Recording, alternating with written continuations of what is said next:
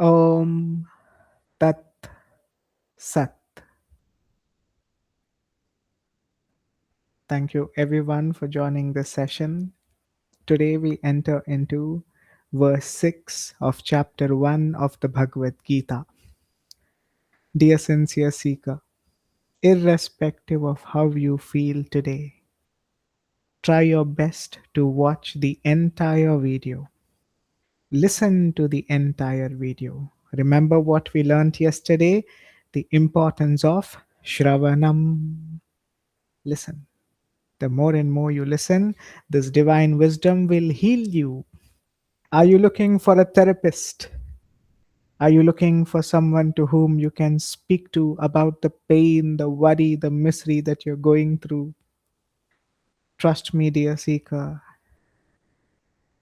divine wisdom is your greatest therapist. Divine wisdom, Shastra, is your greatest friend, medicine, and healer. So when you listen to this with deep attention, you'll automatically heal.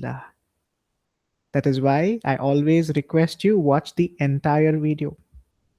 Don't just stop with the Bhagavad Gita, okay? I hope you're listening and you're being truthful and also listening to the Yoga Sutra of Sage Patanjali, the Sri Lalitā Sahasranāma, and Sri Śiva Purāṇa. And in fact, from today, we will be doing talks on Dharma based on the Agni Purana, the Agni Mahapurana. So, due to which, please don't miss talks on Dharma. The first 5 videos in which we learnt talks on Dharma was more about understanding worldly situations and how to analyze Dharma in that. Now we will get into our personal conduct, and like this, we'll touch upon all the 18 Mahapurana in talks on Dharma.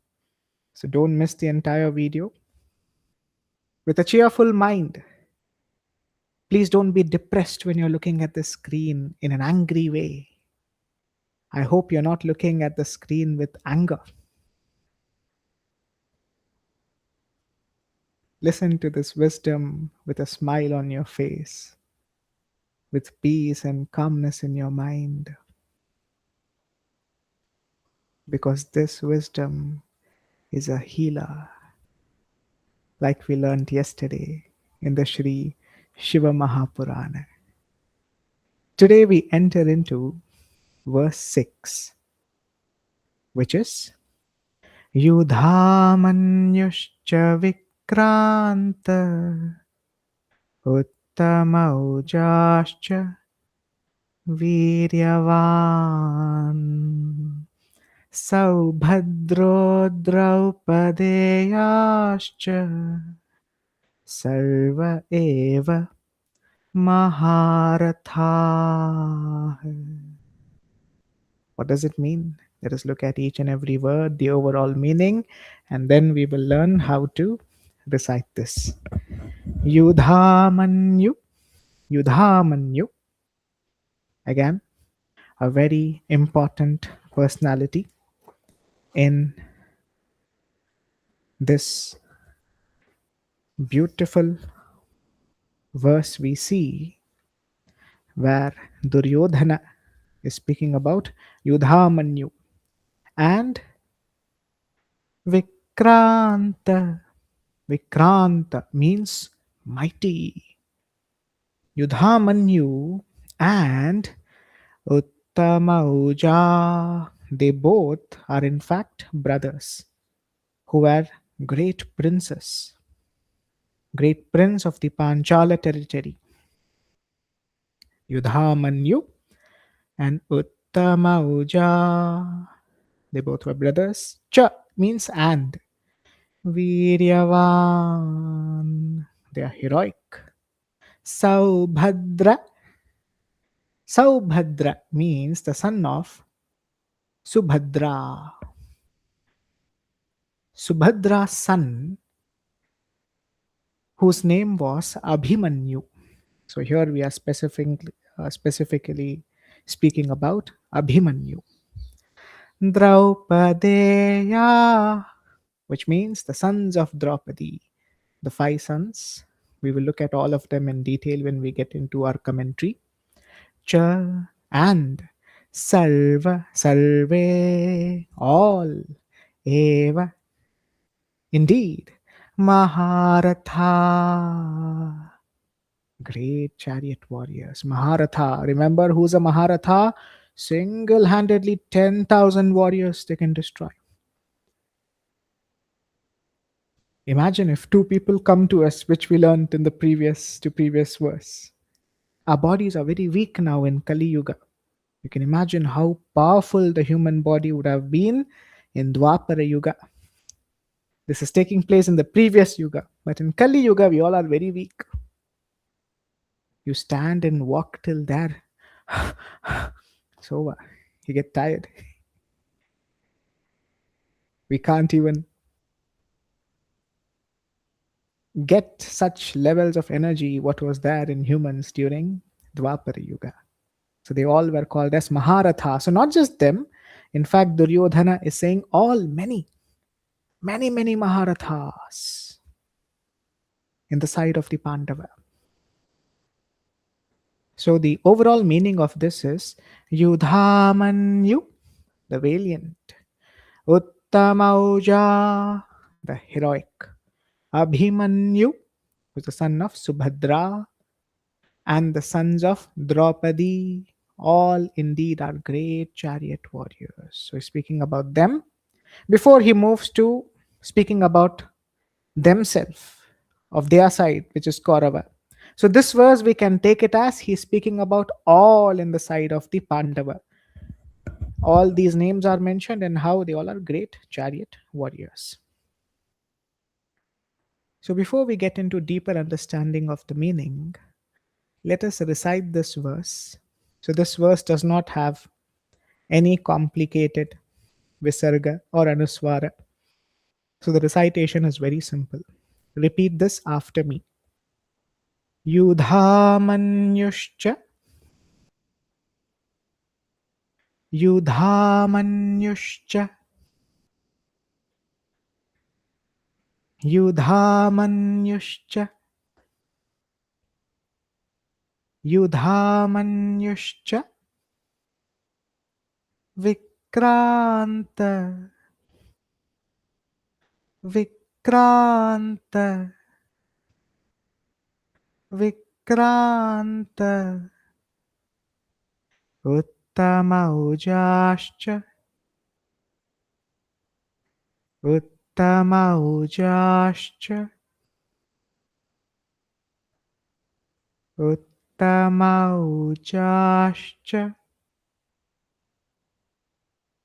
Viryavan, Viryavan. So let's do this first line again. Yudhamanyuscha Vikranta, Uttamaujascha Viryavan. The na, very soft half. Viryavan. Repeat it fully. Try it.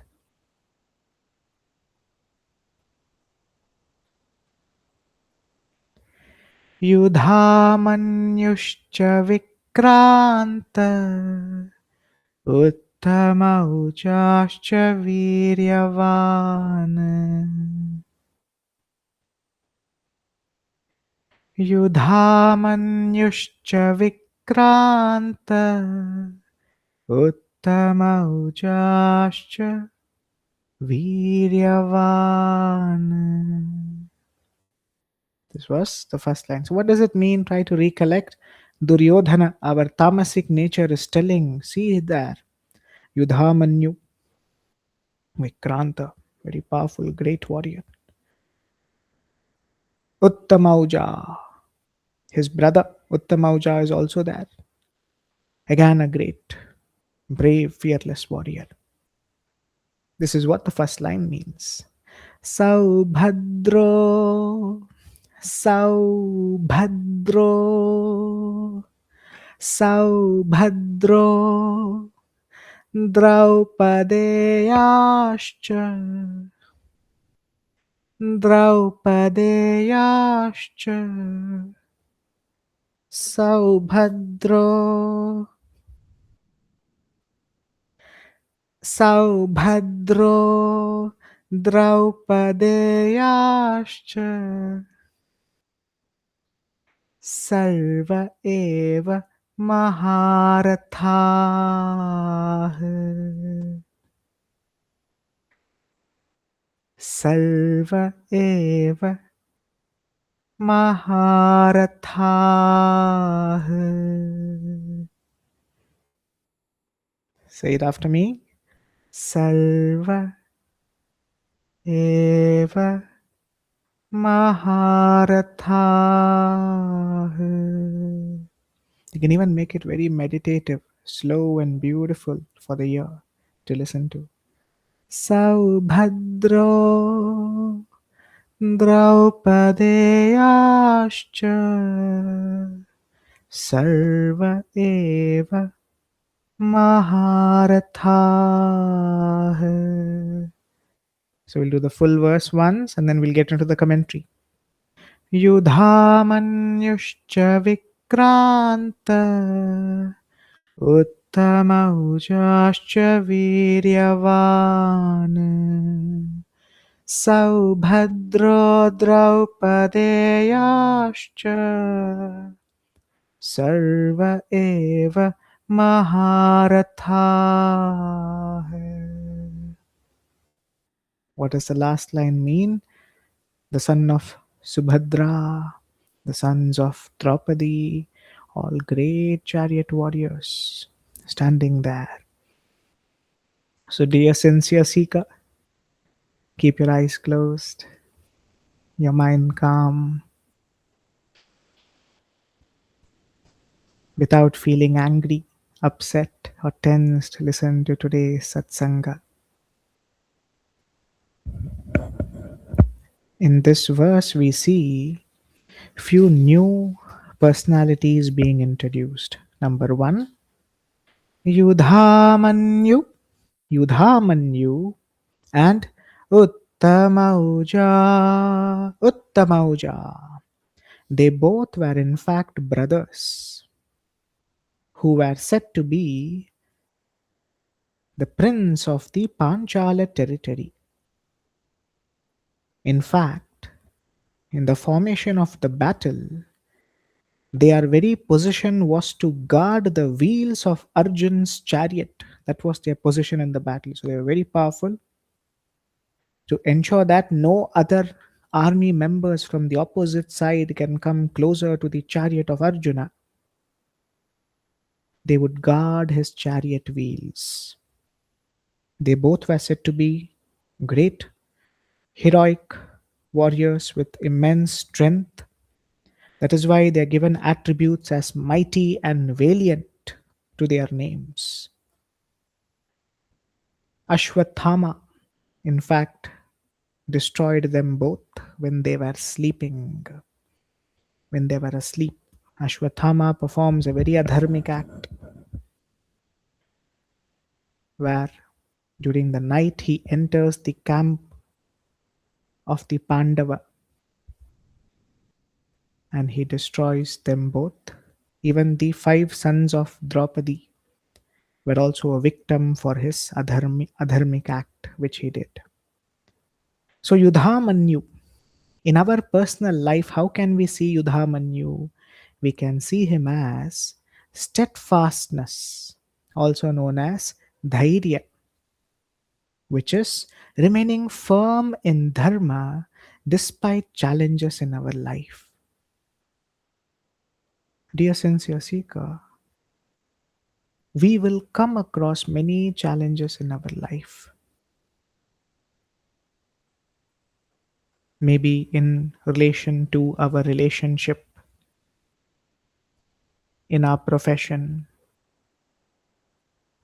in so many things that we do in our life. Every day there is a challenge for us.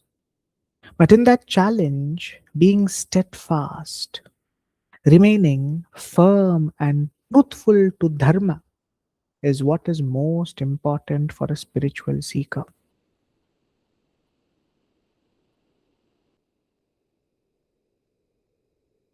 A very good example is it is very easy to preach philosophy. It is very easy to teach the world, but it is very difficult and it takes a lot of courage, strength, honesty, discipline to embody that wisdom and to live. See, everyone in this world knows what is divine wisdom. You ask any normal, random person, he or she will give you the rules of Yama Niyama. Ask a random person, dear sir, ma'am, can I cheat? They'll say, don't do it, it's not good. A person who has principles, not any random person, generally principles. Because some people, their principles might be tamasic. So when you ask them, can I cheat? They will say, yeah, go ahead, do it. Wrong advice taken, a good advice becomes a wrong advice when it comes from a wrong person. The good advice is don't cheat. Now the other person who's adharmic says you should cheat. So like this, we should all learn to cultivate steadfast, remaining firm. We should be disciplined. That my intention is to study the Bhagavad Gītā.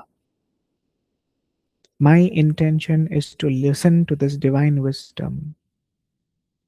I will be committed to this. Commitment can also be seen as firmness.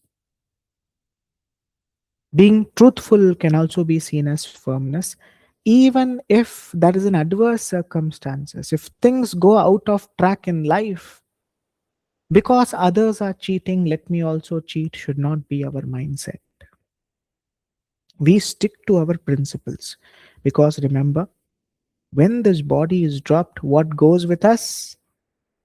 Dharma alone follows us. Never forget it. That is why maintaining steadfastness, dhairya, is very, very important. A normal person might not be aware of this. If situations are good, they will be following dharma. When situations go out of control, it is very easy for anyone to do adharma. But we should stay firm, even if it's favorable or unfavorable, that doesn't matter to me. I should be truthful, firm in my principles. The world can be as it is, people can be as they are. That is not our outlook. Our outlook is, are we truthful? Are we honest in our dharma? That is only firmness, steadfastness, which Yudhamanyu showcases in this battlefield. And then Uttamauja can be seen as fortitude, which is dhriti. Fortitude means inner resilience and unwavering resolve. Dhriti, which is inner resilience and unwavering resolve. The mind should be clear within us. Shri Krishna, it is you alone whom I want. You are my ultimate goal. When I sit to listen to the Gita, to the Satsanga, I will keep my eyes closed. I will listen with deep attention. Like this, you should take a resolve, irrespective of how I feel. Today, maybe I feel depressed, I feel anxious, I feel upset. No problem. But let me sit down and listen to this wisdom. You should have that resolve, unwavering resolve, commitment.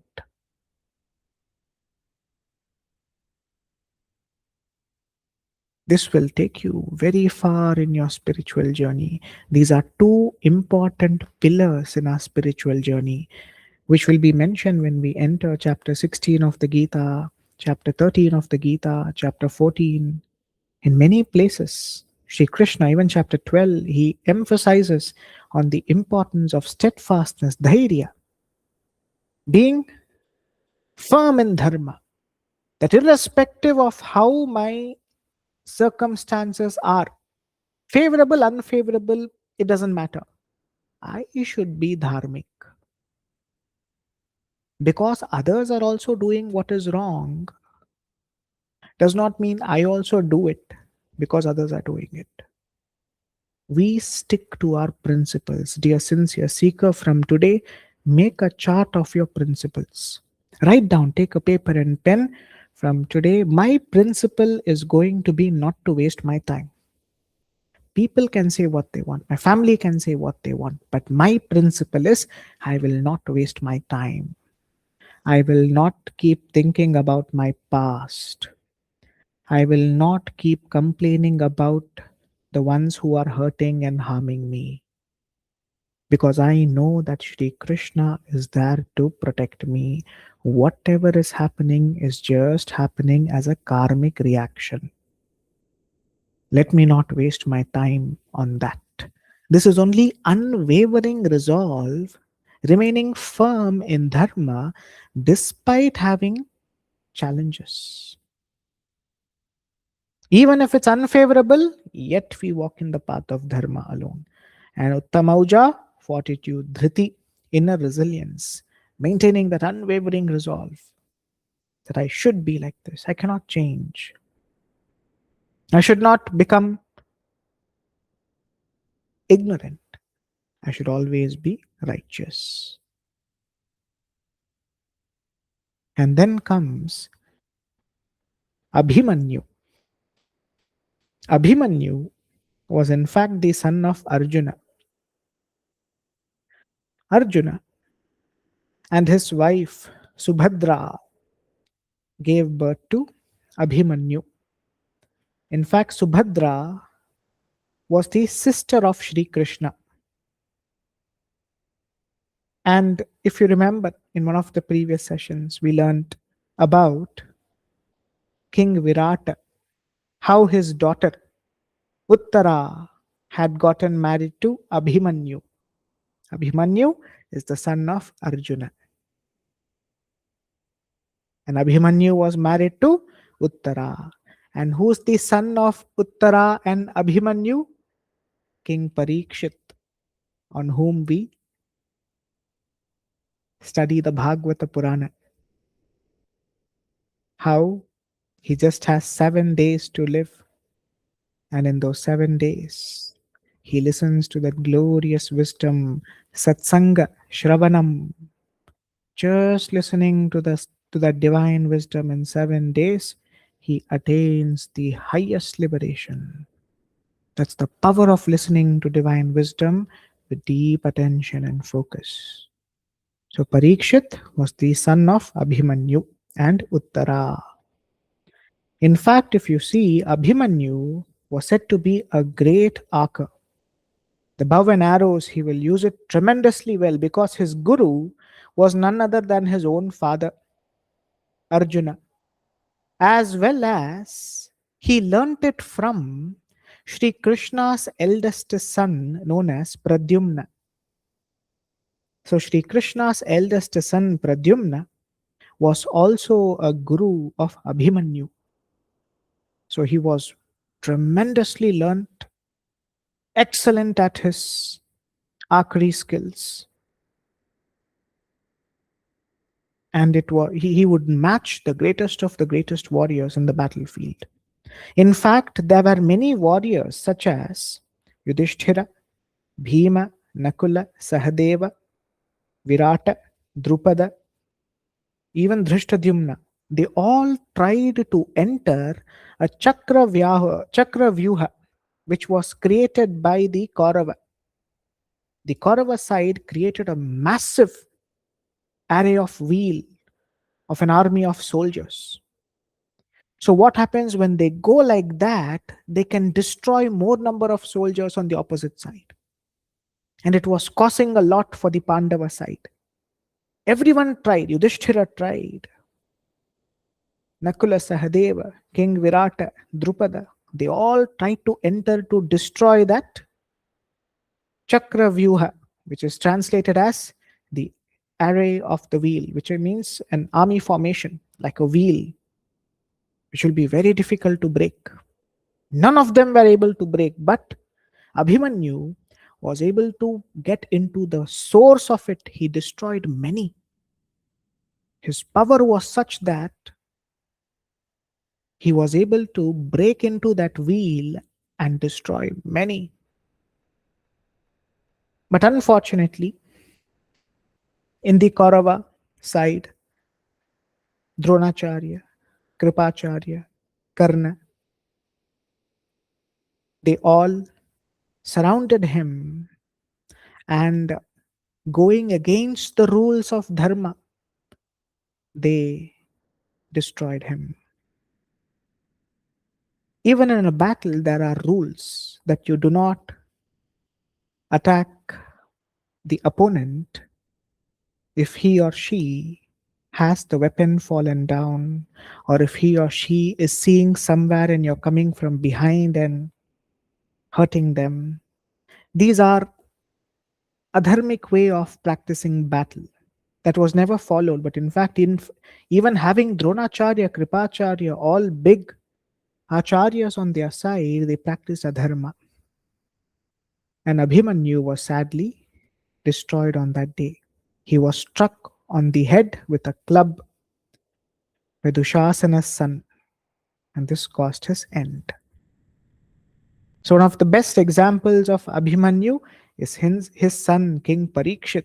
He made sure that he did justice to the name of his father and his grandfather by being a great king. He walked in the path of Dharma. So like that, through Abhimanyu, what we learn in our life is he can be seen as fearlessness, abhayam. How can we see Abhimanyu in our life? Being fearless. Fearless means courage born of righteousness, not simply putting our courage in wrong places. Courage or bravery should be in the right place as per Sattvic. What is courage? What is fearlessness for us? Fearlessness is we know, we trust that Shri Krishna is there to look after us. When we walk in the path of Dharma, only good will happen to us. What I do now may not give me the fruit immediately, but I know that this will take me to liberation. This is being fearlessly clear that what I am doing is right as per Dharma. Fearlessness does not mean hurting others, harming others, and going and creating restlessness in the society. Many people, when you ask them what is fearlessness, they'll say, I don't get scared even if 100 people come and stand in front of me. These all are ahankaris. They got zero divine wisdom. They think in a very violent way. Tamasic is not our nature. When fearlessness is also of three ways: Sattvic, Rajasic, Tamasic. A Tamasic fearlessness is like this: they will be very ignorant. Even if 100,000 people come, I will somehow get my work done. I will not leave them. Like this, they're very arrogant. We should never have such a behavior, because it comes with a result of pain. Next is Rajasic fearlessness. Rajasic fearlessness is not worrying or carrying of other people, hurting everyone with our words, with our actions, by using foul words, foul actions, thinking no one can do anything to me. That's also ignorant behavior. Sattvic fearlessness is being unafraid. I have nothing to fear about. What should I fear about? Today is the last day of my life. Okay. How many minutes more? 10 hours more. Wonderful. Let's go meditate on the feet of Sri Hari. Om Paramatmane Namaha. Because this body is just a vehicle which will be dropped in 10 hours from now. I do not know if I'll get a vehicle like this again or no, or where I go to. But I will give it my best to now surrender at the feet of Sri Hari. That is being fearless, not being scared of death. First, this is the most important. People, number one fear comes is of death. Imagine someone tells us, you just have 10 hours to live. We'll get scared. What, only 10 hours? Tomorrow I'm planning to go to a movie and I have just 10 hours. What about that task, this task? People constantly think and get worried and scared of death. And as we learned yesterday, death is just dropping the old body, entering into a new one. So be fearless. Don't worry about your finances, about the problems that you have in your life, the obstacles that occur in your life. Be fearless, but not reckless. These are two different things. Fearlessness does not mean becoming reckless. Fearlessness as per sattvic nature. And then we see after Abhimanyu, there are 5 sons of Draupadi who are mentioned, the sons of Draupadi. So their name is, the first son was named as Prativindya. Prativindya is the first child. The second is Shruta Soma. Third, Shruta Karma. Fourth, Shatanika. Fifth, Shruta Sena. The fifth and the second have a very similar name. Second is Shruta Soma. The fifth is Shruta Sena. So what do these 5 sons of Draupadi signify? They signify unity, ekta, harmony, unity of our senses. Whatever we do in our life, right, there should be a unity between the devatas of the mind, the devatas of the eye, ear.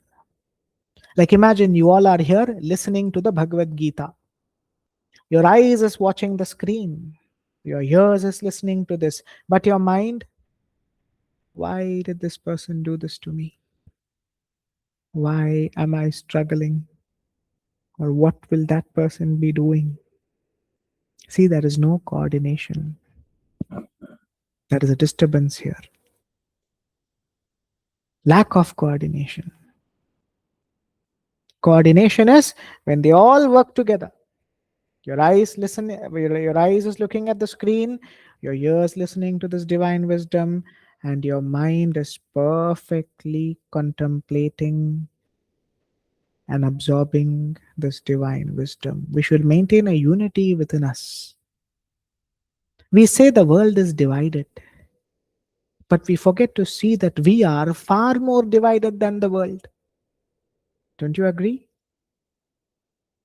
You're looking at the screen. You're listening. But you're not here because your mind is somewhere else. You get disturbed, you get distracted. You're thinking of something. This means there's a lack of unity between the senses. That is why we should create a unity. How do we create a unity? Have a firm resolve. You should first focus on dhairya. Be steadfast. Number 2, dhriti, fortitude. Unwavering resolve. Number 3, fearlessness, abhayam. And automatically you will get unity. If you don't follow the first 3, the fourth will be very difficult to attain. The five sons can be seen as the five senses. The five sons of Draupadi can be seen as the five senses: eyes, ears, nose, mouth, skin. They all should be united with the mind. Otherwise, we are lost, we are hurt.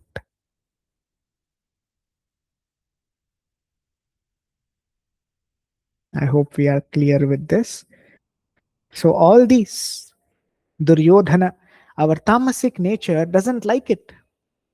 Why is Duryodhana pointing out to these people, Yudhamanyu, steadfastness? If this person develops steadfastness, then he or she will walk always in the path of dharma. Let us destroy the steadfastness in this.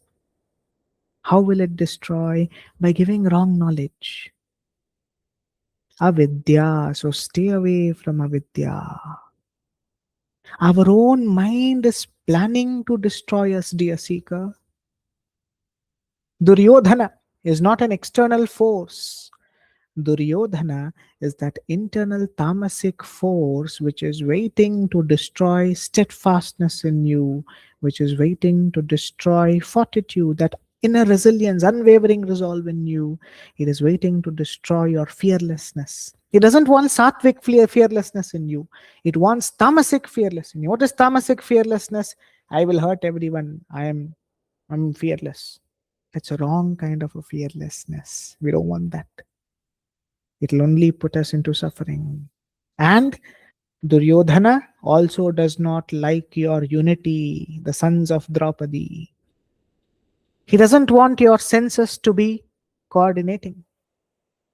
Imagine if you're looking at the screen, if you're listening to the wisdom and mentally, properly paying attention, you will become a superhuman. That's the power of divine wisdom. But your own tamasic nature will prevent you, will make you, no, think of that. Think of what happened yesterday. It'll create negativity in you. That is why Om Paramatmane Namaha. Whenever your mind wanders, you meditate loudly on this mantra, listening to your own voice. And then full focus. Pay attention to each and every word which is being conveyed. You will learn this wisdom in such a great way that it will automatically heal you. So this is the meaning of today's verse which we studied. Yudhamanyu Uttamauja Abhimanyu, the son of Subhadra and sons of Draupadi, the five sons. They all are great chariot warriors, which means who's speaking here? Duryodhana. Our tamasic nature is saying all these personalities who are standing there, we should destroy them. Destroy these natures within so that we can take over. We can invade this person's mind with all kinds of anger, greed, hatred, lust. So he or she goes insane. That is the work of our tamasic nature. Is within your mind, ready to wage a war. Dear sincere seeker, be abhayam, fearless, surrendered at the feet of Sri Krishna. Be steadfast, that is, develop dhairya, develop dhriti, fortitude, so that you can be deeply surrendered and not be afraid of this tamasic nature. Now, what we will do is we will meditate on the mantra Om Paramatmane Namaha for 5 to 10 minutes, and then we will begin with the study of the Yoga Sutra.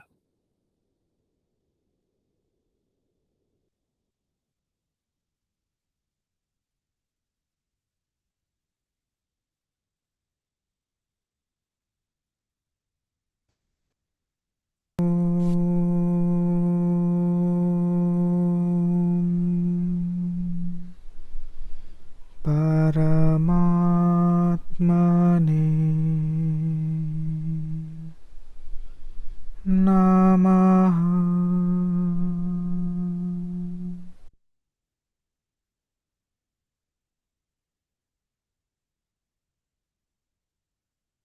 Paramatmane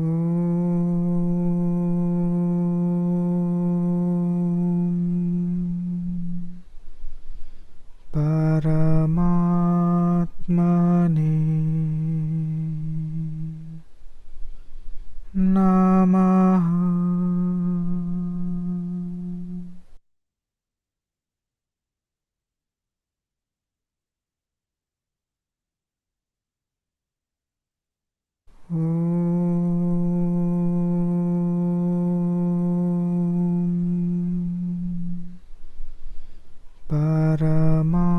Paramatmane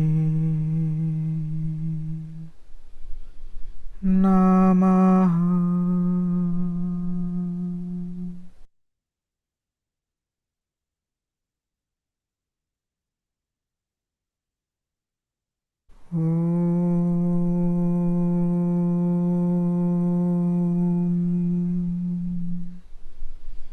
Paramatmane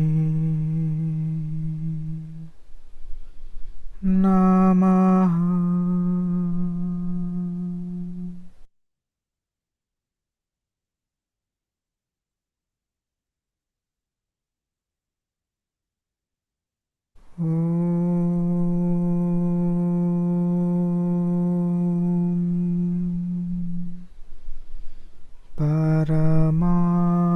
Paramatmane Namaha.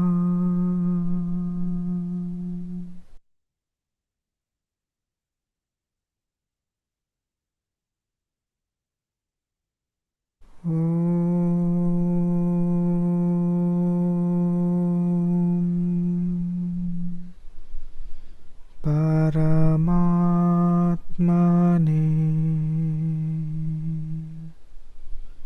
Namaha.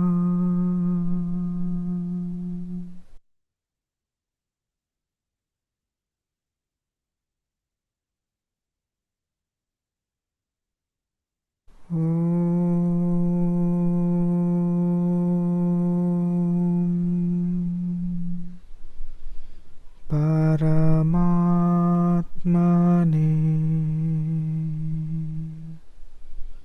Namaha. Paramatmane Namaha.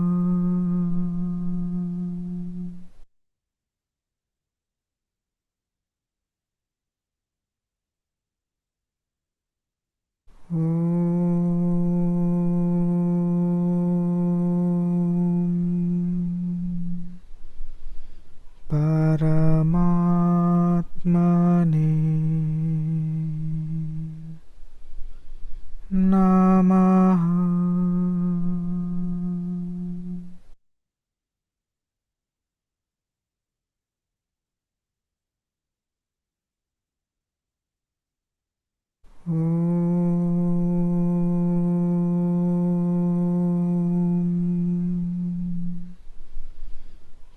Paramatmane Namaha.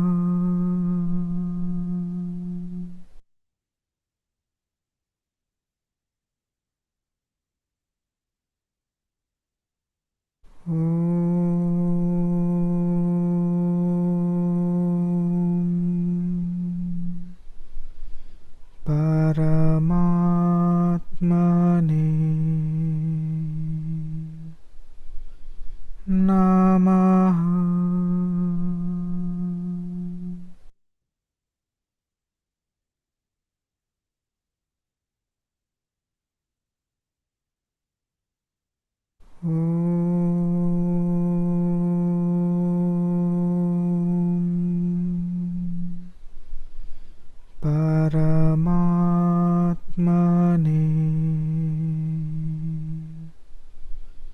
Namaha.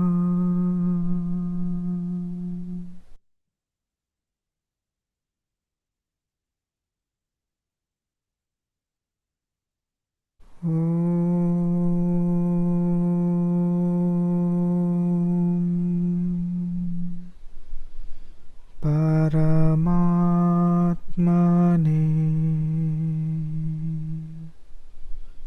Namaha.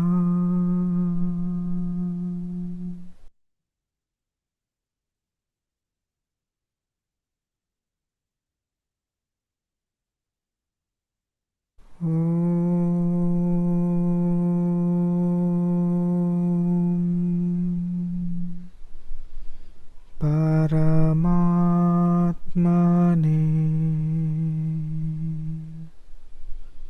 Namaha.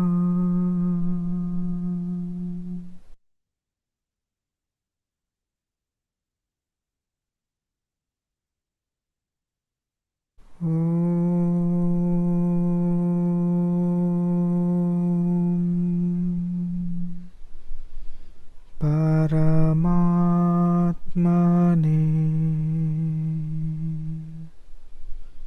Namaha.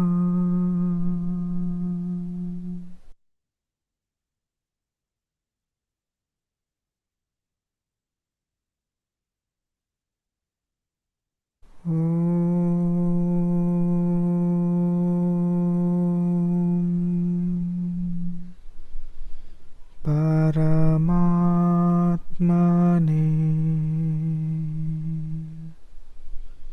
Namaha.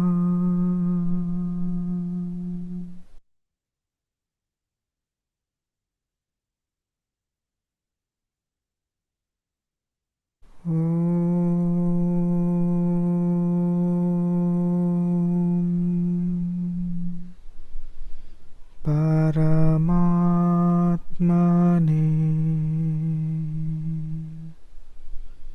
Namaha.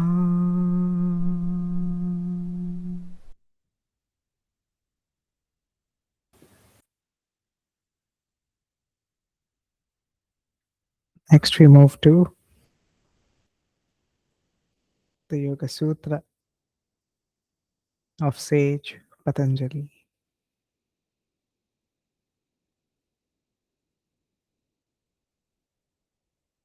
Today we get into verse 11 and verse 12. Let's do a quick revision. What we learned yesterday, what are we doing till here? We are trying to understand the vritti of the antakarana or the chitta. Vritti, just a second. Yeah. So vritti is that thoughts, those changes, those modifications in which we notice the mind to be entering into. Our mind is always contemplating on worldly things, worldly object, worldly people. Why does it contemplate? Wrong knowledge. Wrong knowledge is the starting point. That is what gives rise to imagination. That is what gives rise even to at the state of nidra. Now, nidra, sleep, can be seen in three ways: awake, dream, and deep sleep. In the waking and dream state, our mind is still processing based on wrong knowledge or sometimes right knowledge. In deep sleep, we are unaware of any knowledge. But yet, after you wake up, you just feel better. That feeling itself is an indication that you are still under the influence of the antakarana. Rising beyond the state is what in Vedanta we call it as turiya. In the Yoga Sutra, in the end, we will see it as kaivalya, rising beyond all these states to the highest state, that state which is beyond all state, is where is the Purusha realized. And then we also saw, okay, which we are going to see today, Anubhuta, which is verse 11. So in verse 11, Anubhuta Vishaya Sampramoshas Smritihi. Look at it. How is it pronounced as? Anubhuta Vishaya Sampramoshas Smritihi. What does it mean? Anubhuta. Anubhuta means previously experienced. There are so many things which we all have previously experienced. Keep it from your childhood, from the time you were born, right? Previously experienced starts from there. That's for this embodiment. Plus the previous embodiment, the previous to previous embodiment. These all can be seen as anubhuta. But in this verse, we will see as per this embodiment. Vishaya. Vishaya is object or things, whatever we have perceived. Asampramosha. Asampramosha, which means not losing, not letting go. We are still holding on to it. Depression, wait, don't go. Stay with me. Anxiety, no, don't leave me. Stay with me. We don't let it go. When we keep holding on to them, what happens? You're upset, you're worried, you feel bad. Smriti, they come back as memory. This is the fifth work of the fifth vritti, the fifth modification change that happens in our mind. So the overall meaning is memory, smriti, is the mental retention of an object that has been previously experienced. To make it short and simple, dear sincere seeker, we all have been through different situations and circumstances in our life. And we are shaped based on those situations and circumstances. Imagine when you were a 3-year old or a 5-year old or a 7-year old, from where you can attract memory. There are some incidents which would have happened in your life that you might even remember, which had happened when you were a 3-year old or a 4-year old or a 5-year old, when something very deeply painful happens, loss of a loved one, violence that you witnessed, abuse from another person. Many people, they hold on to those thoughts because they constantly think, why was I the victim?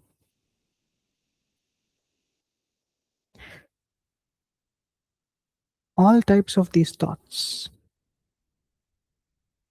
of what happened in the past based on our nature, we keep contemplating and we make it bigger than what it should have been. Or when you were an 8-year old, 10-year old, 12-year old. Many people hold on to that traumatic incident which happened in their mind. It comes back, it replays. It won't be in the conscious state of the mind, but it would be in the subconscious state of the mind. Slowly it will come up.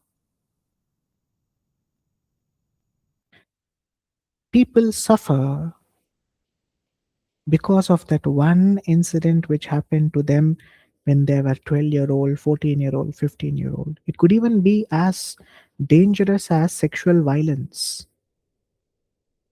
or violence within a family that affected us or where we were involved, argument, disease, loss of a loved one. These all create deep impressions in our mind when we keep thinking about them. We don't think about them now, which is true. But when it happened, right, we would keep thinking and thinking every day, every minute, every hour. When you keep thinking, why did this happen to me? Why was I the victim? Why was always me the reason for this? Our mind projects more negativity than what had actually happened. So anything that you face in your life after that incident, you always go with that negativity in your mind. This is only that vritti of negativity which comes as memory. But not just bad, there's also good to this. See, there's both the sides. Like yesterday, we saw when someone dies, there's also someone who's being born. There is both the sides to memory. Now, when you are a 5-year old or a 10-year old, maybe your parents gifted you with something very expensive which no one else gets at that age, or they gave you a trip to your dream city, to your dream locality. They bought you chocolates which you were always yearning to get. Even good memories, they stay. Because why? At that moment, right, we keep thinking, I got this, I got this. Finally, I got this. I was waiting for so long. At that time, when you keep thinking like that, it stays, goes into your memory. So the mind has started to create what is pleasurable and what is not pleasurable, what is good and what is not good. Memories are created. Now, when you try to revisit your past, that is why, as per the Shastra, it is not good to revisit your past. It is over. Today, this is a new day. What happened yesterday, you let it go. It's gone, it's dead. So don't waste your time behind what happened to you 16 years ago, 10 years ago, 20 years ago. What, however difficult it was, as mentioned, violence. Many people still have that as a trauma within. It could be violence within the home as a domestic violence, sexual violence, physical violence, disease, accident. These all are stored in their mind as a trauma. With that same mindset, that pain, right, makes them to see this world negatively. The best way to overcome this is what is mentioned in the next verse, but in this verse, I will still try conveying based on the Purana and the other Shastra, is by constantly listening. Shravanam. That is why listen to divine wisdom. When you keep listening, right, all those thoughts will now be pushed out because there'll be no room for them. When you keep thinking, what happened to me in the past was because of Sri Krishna, His grace. He guided this incident in my life. Maybe it was a negative karmic reaction which I was burning. It's okay, it's gone. When you keep thinking it'll happen again, this situation will come back. That is when it becomes a deeper samskara and vasana. Samskara and vasana are our habits, our behaviors, on which we constantly contemplated upon. Imagine you live in a house where your parents fight every day. When you keep seeing that, right, and once you grow up, there is still that pain within, which is now coming as your aggression, but you don't know why it's coming like this. Many people ask, I feel very angry. I get very angry. I'm short tempered. Or I can't focus. This is one main thing which has always been brought up. I can't focus. My mind keeps wandering. The reason is when a person from their childhood starts experiencing trauma, to not think about that bad incident, what they do is they divert themselves. They start watching TV, they start, if phones were available when they were young, they start using phones. They go here and there. They divert and distract themselves, due to which, even when there should be real focus in the right thing, they distract themselves because of their habit. To change that habit, the next verse says it, what it is. We'll now focus only on memory. So, whatever we do, right, has become a habit, and that habit is what is our memory. This is for both good and bad. Don't just think negatively. Don't just think about the bad. See, you are listening to this divine wisdom sitting like this, which is also a great blessing upon you, which is a good habit which you have developed. There's so many good things that happen for us. We overlook it by just focusing on the bad. So, Anubhuta is that previously experience. See, we all have experienced so many things in this embodiment itself. From your young, in your relationship, when you're, let us say, in a relationship, you've always been cheated. So, whenever you look at people, you look at them in the mindset that they will cheat me. It's a behavior developed based on your experience, becomes your samskara and vasana. That is only becomes your smriti, memory. They keep coming back slowly. When they will come back, like now you're listening to the satsanga, in these times it'll definitely come back, because when divine wisdom enters into you, that pain, worry, evilness will leave you. It is in fact leaving you. So that's why when you listen to satsanga, when you meditate, all those negativity which happened in the past, they come to your mind. In fact, they don't come to your mind, they are leaving you. From your subconscious, they are going. Just be a witness to it.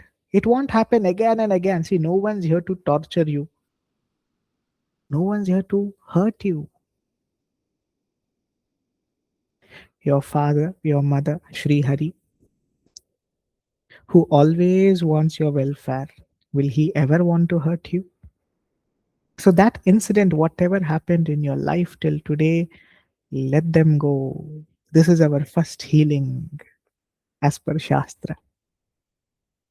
Forget, let go. Till yesterday, what happened, that you is dead. No more. From today, this is the new you. Forgive yourself, and most importantly, forgive that person or that thing, that incident which had put you through pain.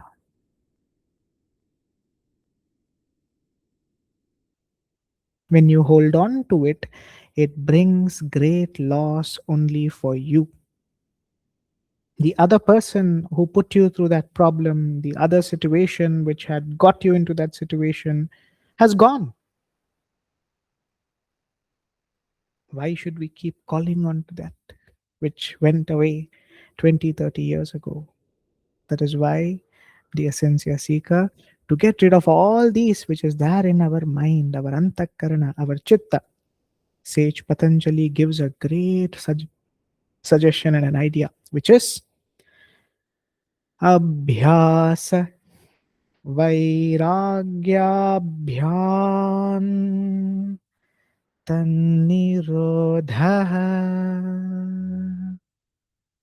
which means abhyasa vairagyabhyam tannirodha. Why na? Because the next letter is a ta. That's why the anuswar becomes ending with a na. Half na. Rather than vairagyabhyam, it becomes bhyan. Abhyasa. What is abhyasa? Sustain, repeated practice. What is repeated practice? You should repeat listening to divine wisdom every day. Meditate every day. Om Purushaya Namaha. You will have to do this. You will have to force yourself to do this initially. Now, don't misunderstand or overthink negatively when I say force. Initially, it is difficult. We don't like it. We don't like to sit down on the floor and listening to divine wisdom. We don't want to meditate every time closing our eyes. We don't feel like doing it. We don't like it initially. But as you keep doing it, you will automatically end up liking it. Initially, this is what the Gita conveys in chapter 18.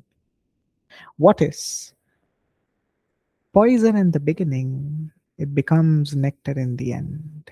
What is poison in the beginning? Listening to divine wisdom, Shravanam, Mananam, contemplating, Nididhyasanam, perfectly applying it into our life. It's difficult initially. We won't like it. It'll be like poisonous. Why should I do this? What is the purpose for me to doing this? But when you stay firm that I will do it, you will definitely see transformation within. You'll start liking it. And what is nectar in the beginning? Nectar in the beginning is wasting time, worrying, oh, this 10 years ago, what happened in my life? Why did that person leave me? Like this, people get depressed, unwanted thoughts. Your thoughts become your enemies. Your past experiences become the reason for your suffering. So, from today, what is your new abhyasa? See, what was your past abhyasa?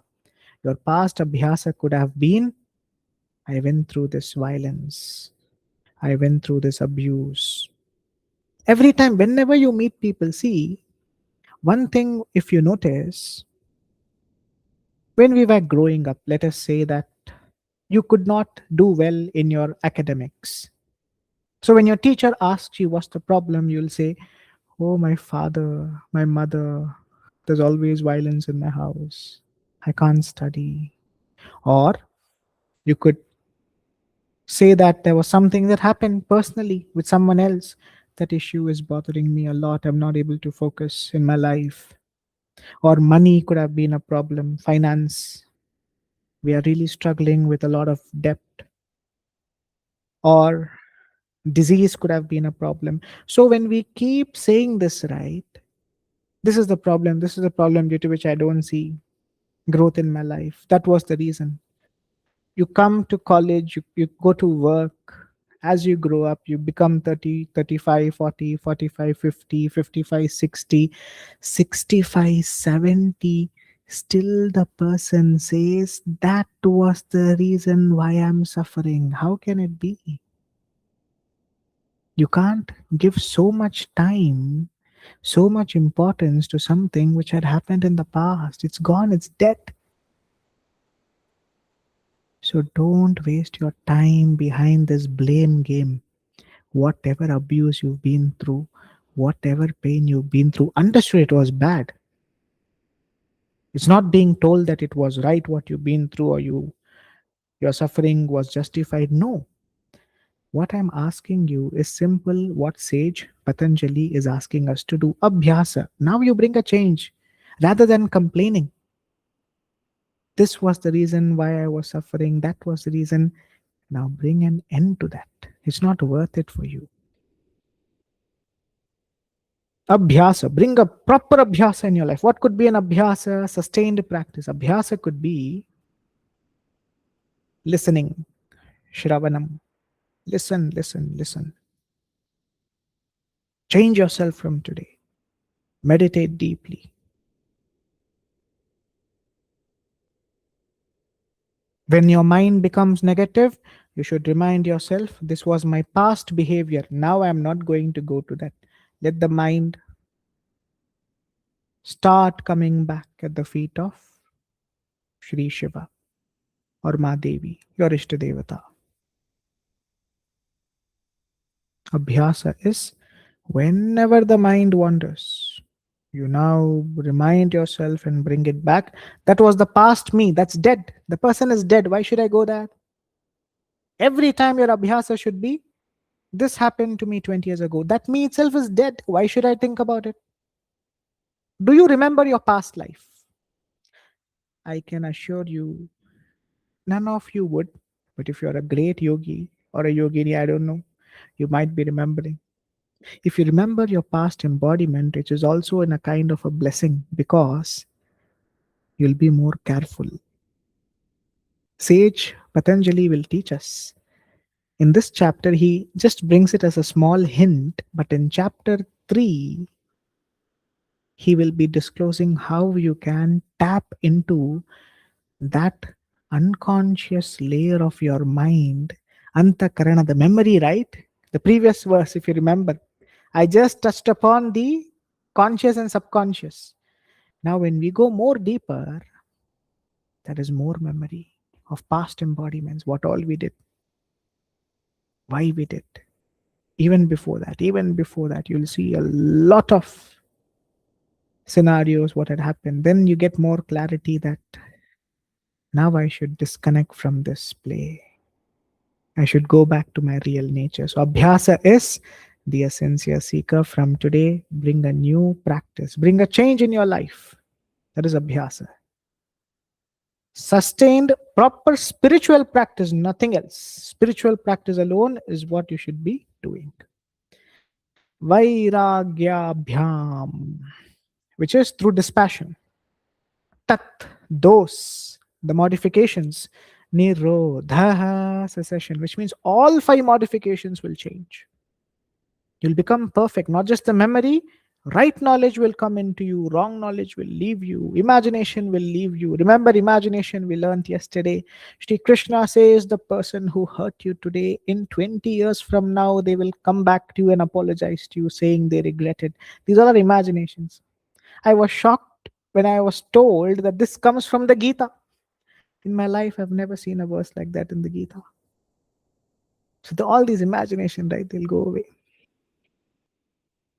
Remember, whenever you study wisdom, come to the root verse. Don't go on imaginary wisdom. So this verse conveys the cessation of those modifications is through sustained practice, abhyasa, and dispassion, vairagya. To make it short and simple, if you want to overcome pain, if you want to stop being depressed in your life, if you want to stop being anxious, if you want to stop being worried, constantly cribbing of the past, then you should do these 2 things. These are the 2 pillars of your life starting from today. Pillar number 1, abhyasa. Proper practice, not over. See, there are many people who overdo things. Abhyasa should be as per as my energy is. Now, I can't do what a 16-year-old can do with their energy because they're very hyper. They have huge, tremendous energy. As 80-year-old cannot do what a 60-year-old does. A 60-year-old cannot do what a 40-year-old does. A 40-year-old cannot do what a 20-year-old does. Similarly, abhyasa should be analyzing your age first, because your age reveals your energy, what you can invest in your spiritual practices. Accordingly, you meditate. If someone says meditate for 1 hour, but my body doesn't allow, I can't sit down for 1 hour, but I can sit on a chair, on a couch for 1 hour, and I can meditate. If my body allows that, I'm welcome to do that. So practical abhyasa, not impractical abhyasa. You don't have to punish yourself. Person to person, right? The abhyasa as well changes. But in general, abhyasa is simple. Repeated practice. Continuously repeat, meditating on the mantra. Repeat. Another best translation of abhyasa is repeat yourself in this practice. Listen every day to this wisdom. Full video. Don't just skip directly to the next. Listen, listen, listen. And new habit is developed, abhyasa. Old habits will leave you. And dispassion. Dispassion is vairagya. See, dispassion means now whatever is happening in your life, they will not affect you. Another word is detachment. Detachment, remember, not loving my spouse, not loving my children. That's not detachment, dear sincere seeker. That's hatred. Detachment means the objects of the world no longer excite you, they no longer disappoint you. Raga, and dvesha, you rise above them. What is raga? Attachment to good. Good should happen. I'm getting more wealth, let me get more. Oh, Shri Krishna, you've been so kind.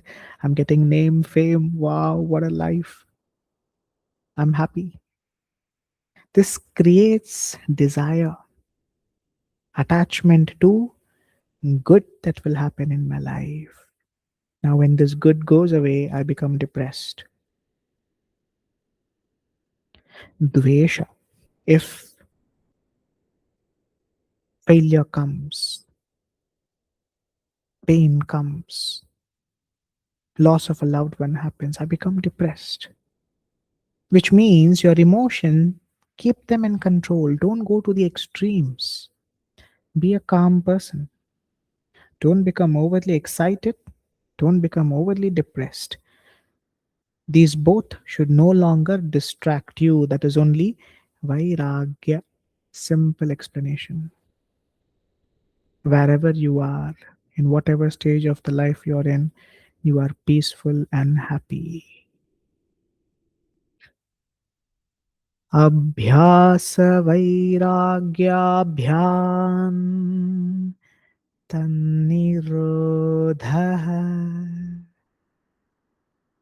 So these are the two pillars which we should have in our life starting from now.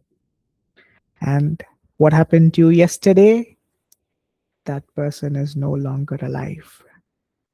Because now you're a new person, a changed person who is going deeper into your spiritual abhyasa. Not any abhyasa, spiritual abhyasa. Even adharma can has abhyasa are also of three types. I'll quickly complete this. Sattvic, rajasic, tamasic. Tamasic abhyasa, wasting time, talking ill about others. Who's going out with whom? All these are tamasic. Rajasic, I want this, I want that. This abhyasa develops every time you're in rajasic abhyasa. This, that, they all belong to me. My house, my vehicle. Sattvic abhyasa is everything belongs to Shri Krishna. Whatever you take, like any attitude, they have the three guna in them. Always maintain the sattvika guna. Now we will meditate on this mantra. Om Purushaya Namaha. Om Purushaya Namaha.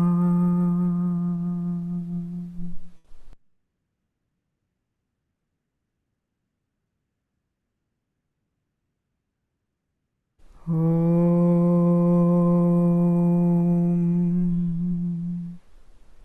Purushaya Namaha.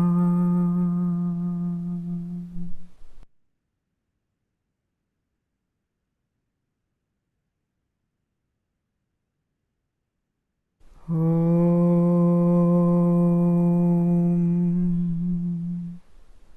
Purushaya Namaha.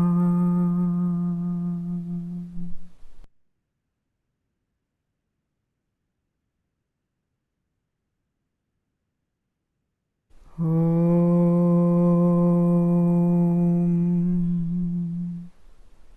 Purushaya Namaha.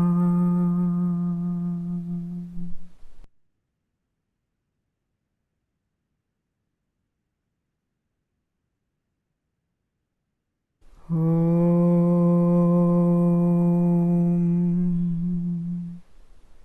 Purushaya Namaha.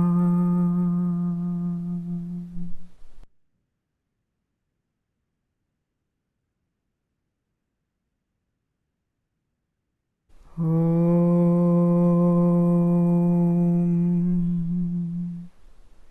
Purushaya Namaha.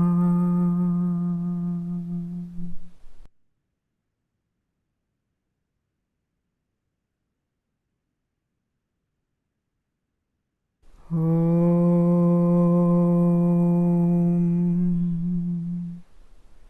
Purushaya Namaha.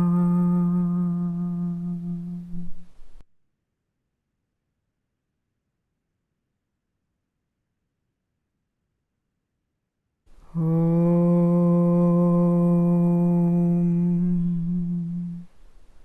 Purushaya Namaha.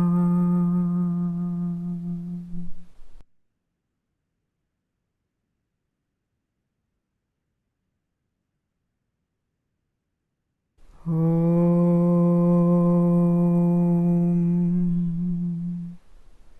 Purushaya Namaha.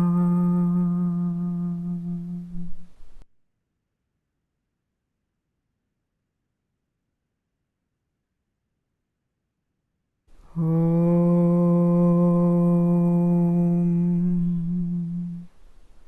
Purushaya Namaha.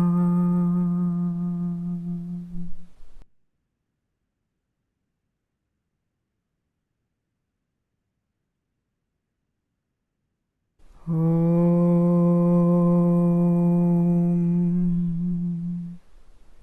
Purushaya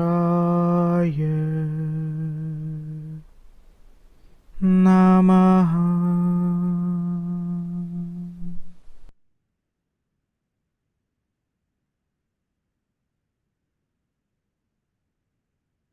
Om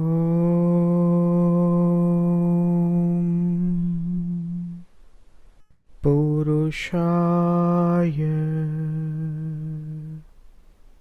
Namaha.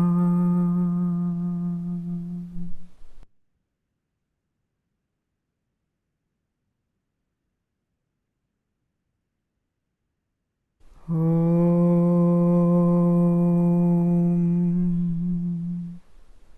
Purushaya Namaha.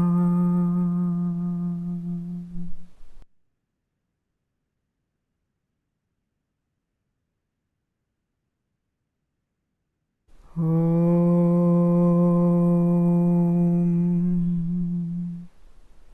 Purushaya Namaha.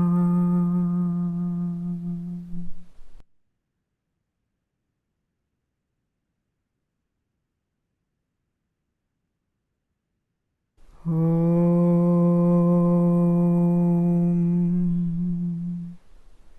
Purushaya Namaha.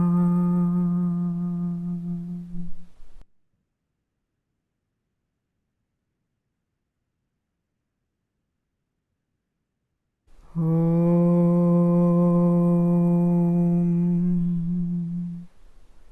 Purushaya Namaha.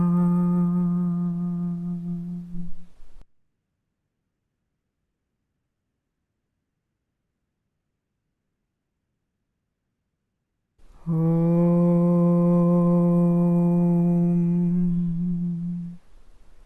Purushaya Namaha.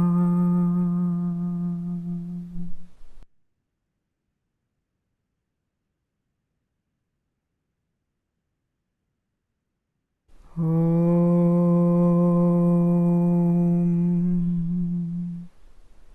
Purushaya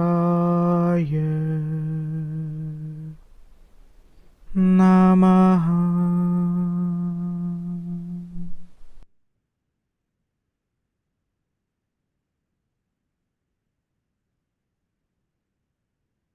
Om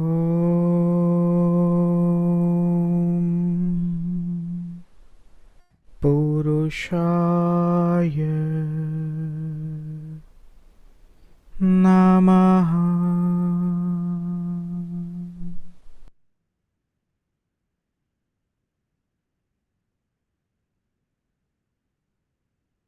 Om Purushaya Namaha.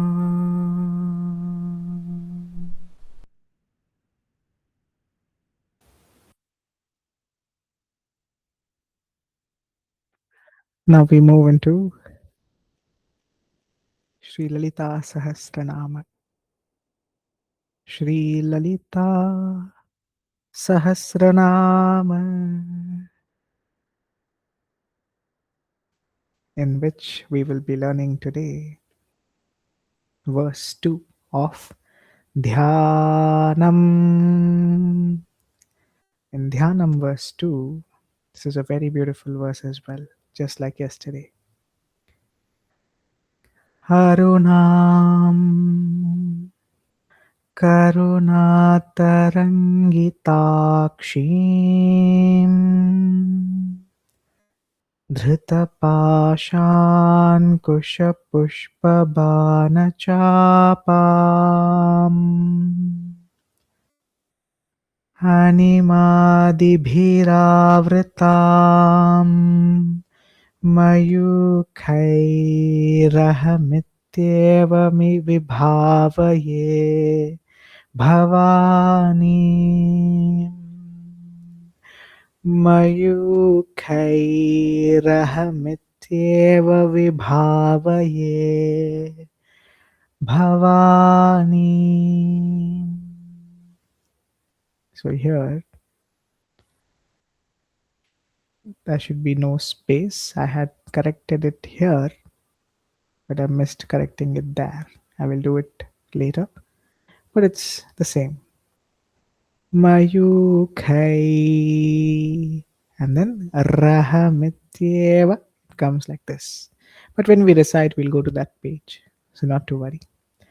In this verse, what is the meaning is Arunam, reddish like the beautiful dawn. When you see early morning, the sunrise, how does it look like? It looks beautiful, reddish in color.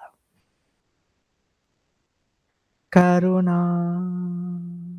compassion. Tarangita, overflowing, filled with compassion towards her devotees. Akshim, Akshim, which is whose eyes. Dhrita, holding.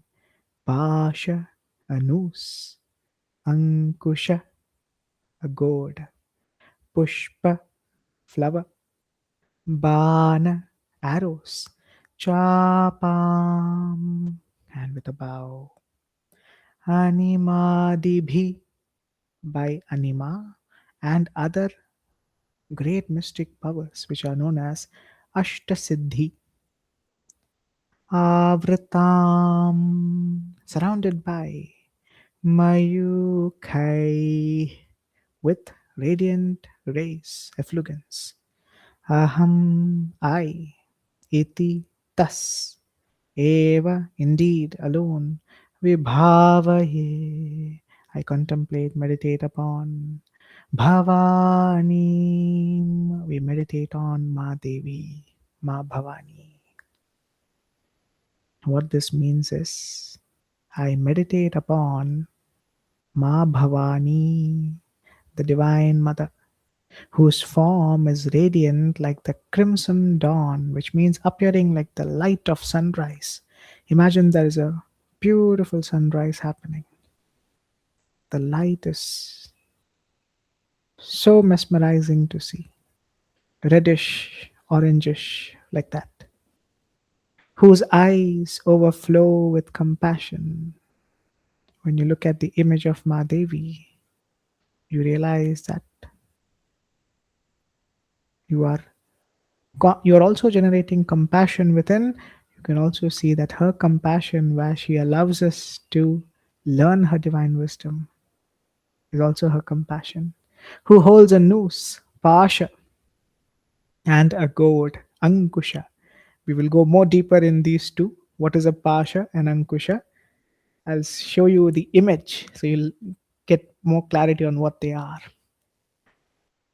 A flower bow and flower arrows, who is surrounded by the radiant effulgence of Anima and the other mystic powers, Ashtasiddhis, and whom I realize or we realize as Brahman itself.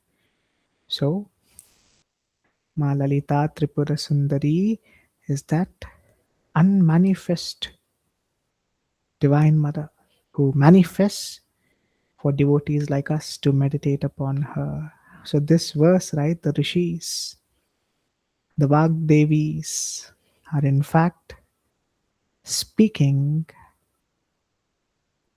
of Devi whose beauty is beyond speech. Speaking of Ma Lalita Tripura Sundari, Ma Lalita Parameshwari, whose beauty is beyond speech, but still trying their best. This is what the verse conveys. If you see this image carefully, this entire image is what is being portrayed. How beautiful Ma looks with all the siddhis. So these all you see on the corners are the image. It's an image used to understand the depth of this beautiful verse. All the siddhis are here. We meditate upon Ma Bhavani, who's Brahman itself, the ultimate. Just look at this image for 5 minutes, for 10 minutes. And if you meditate on her, all the evilness of your mind will go away. This is only Abhyasa, the Yoga Sutra which we learned, right? Abhyasa.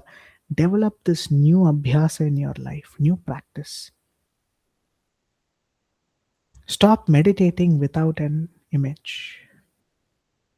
If you don't have an image in your mind, don't meditate. First, create an image like this. When you see Ma Ambika, when you see her form, just looking at her, she enters your mind and all other thoughts leave you. Thoughts about the world leave you. And then you are in deep bliss, meditating on her. So the goad, you see the Ankusha and the Pasha. It is here. The Ankusha and the Pasha. What they signify is that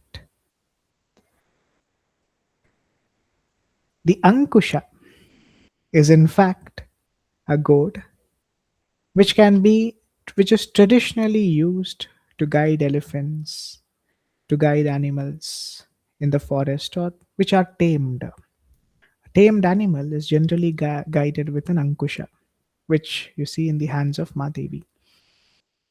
What it conveys is that when we surrender to her, she guides us in the right direction. Imagine you have a tamed animal. You look after that animal. You will ensure that you guide the animal in the right direction. You will not want to hurt that animal because you've developed love, feelings, compassion. That animal has become your family member. So that goad, Ankusha, is used to guide generally that animal. Like that, we, her devotees, we are her children. So whenever we get lost in life, she guides us by introducing us to divine wisdom like this. So when I said animals, don't mistake me, I'm just using an example here. What is an Ankusha? I'm not saying we are animals and Madevi is like guiding. I'm not being disrespectful here. I'm just using that as an example. We are her children. You are her child. And how does she guide you? She guides you by bringing you to this divine wisdom. She makes you study about the ultimate truth. When you are lost in your life, somehow she brings you to her divine wisdom. So, like this, we pray today first, O Madevi, guide all those people who are lost to the study of this beautiful Sri Lalitā Sahasranāma, so that they can regain the inner strength to live here. See, without this wisdom, we won't feel like living here. There is no encouragement. What inspiration will you have to live here if there is no Ma Devi? If there is no her, not her wisdom, we won't feel inspired. We'll feel tired. We'll feel hurt every minute. It is because of her that we live. It's her wisdom. So, like this, we pray that the right person, every individual gets this opportunity. She guides them through Ankusha. Pasha is that noose. A noose, which is on this hand, is generally can be seen as she's pulling us back to her. Even though she is giving us this wisdom, now we don't listen so easily. We keep wondering, yeah, I know to pray, I know I should meditate. And then suddenly we start thinking, what is that person doing? Where is he going? Where is she going? Who's doing what in the world? The mind goes back because of its samskara and vasana. The Yoga Sutra, remember the memory. We just learned some time back. The memory.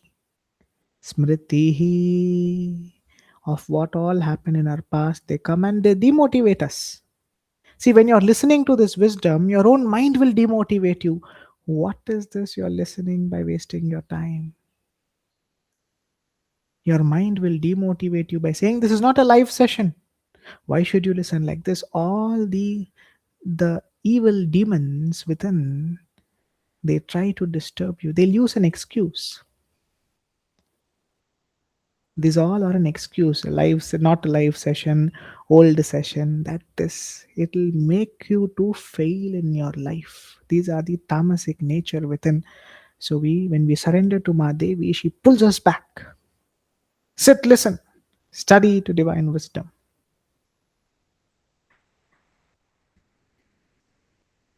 So like this, that noose, which is known as Pasha, is that which she uses to pull us back. That energy, Shakti, where we come back to Ma Lalita Parameshwari.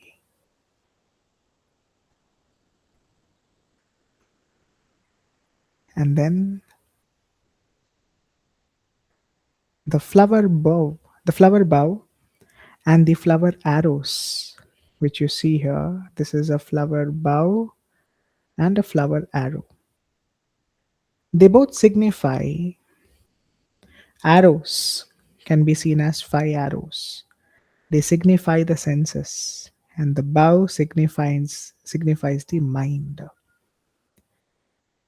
Bringing coordination, unity, like the Gita which we saw, the 5 sons of Draupadi.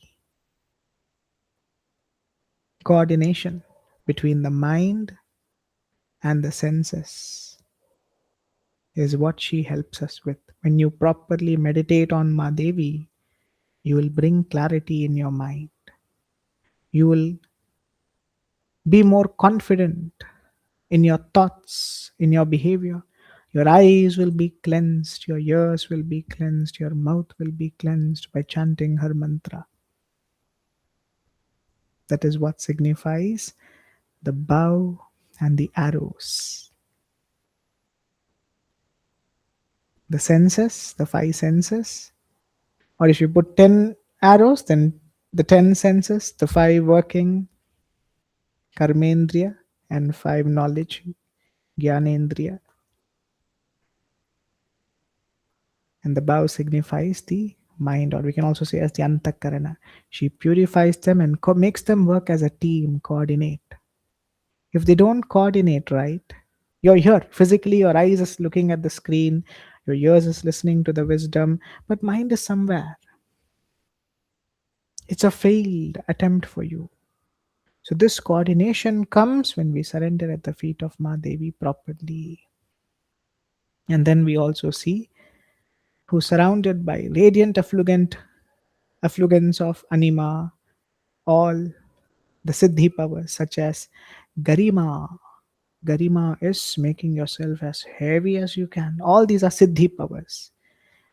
Garima, mahima, laghima, anima, prapti, prapti, prakamya, ishitva,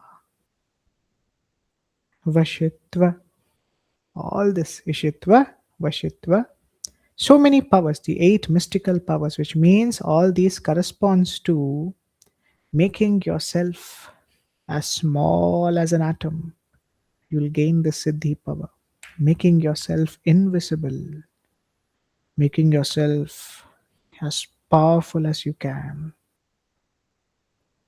moving from realms to realms at the speed of light, becoming one with air,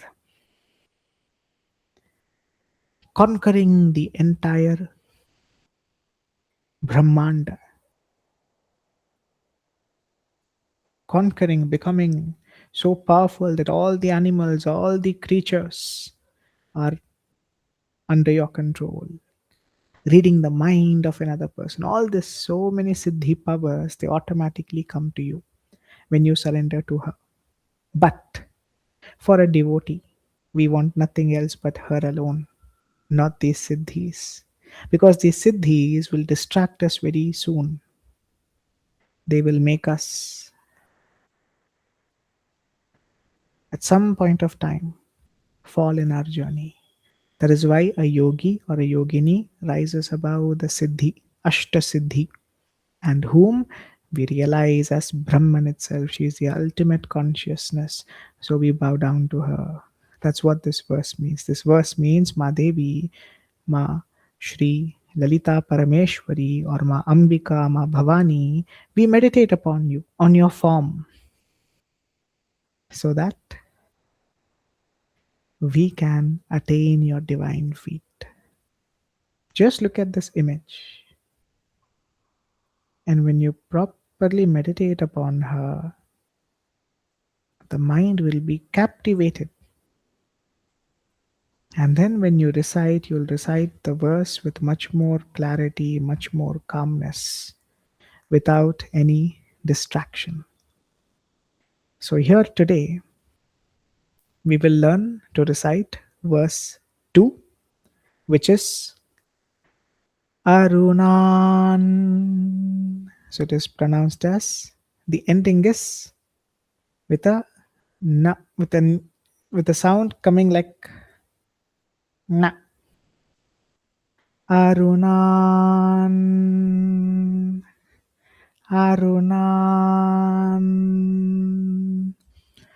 Karunatarangitakshin, Dhritapashan Kushapushpabanachapam.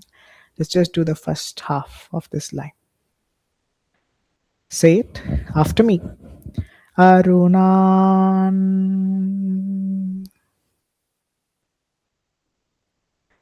Karunatarangitakshin,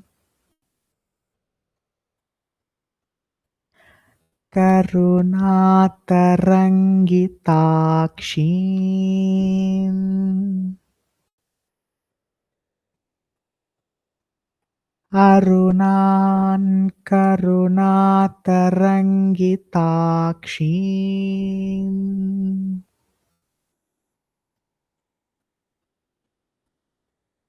धृतपाशाङ्कुशपुष्पबाणचापाम्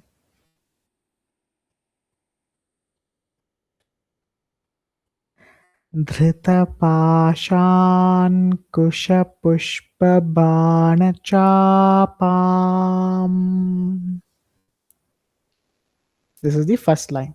If you found it difficult, what you have to do, come back here. Don't go to the full verse. Arunam. Come word by word. Karuna Tarangita Tarangita Akshim. When they are joined together, Tarangitakshim. So these both you add up and you say Tarangitakshim Dhritapasha. So Dhritapasha Dhritapashankusha Pushpabanachapam Animadibhira. Oh, this is the next line then. We don't want the next line. We'll just do the first line. Arunam Karunatarangitakshim Dhritapashankushapushpabanachapam. Word by word you read, and then when you come here, it becomes very easier to recite it. Here we will apply the rules of Anuswara, which is based on the next letter, the sound changes. Arunan Karunatarangitakshim Dhritapashan Kushapushpabanachapam. This is line 1. Next we move to line 2.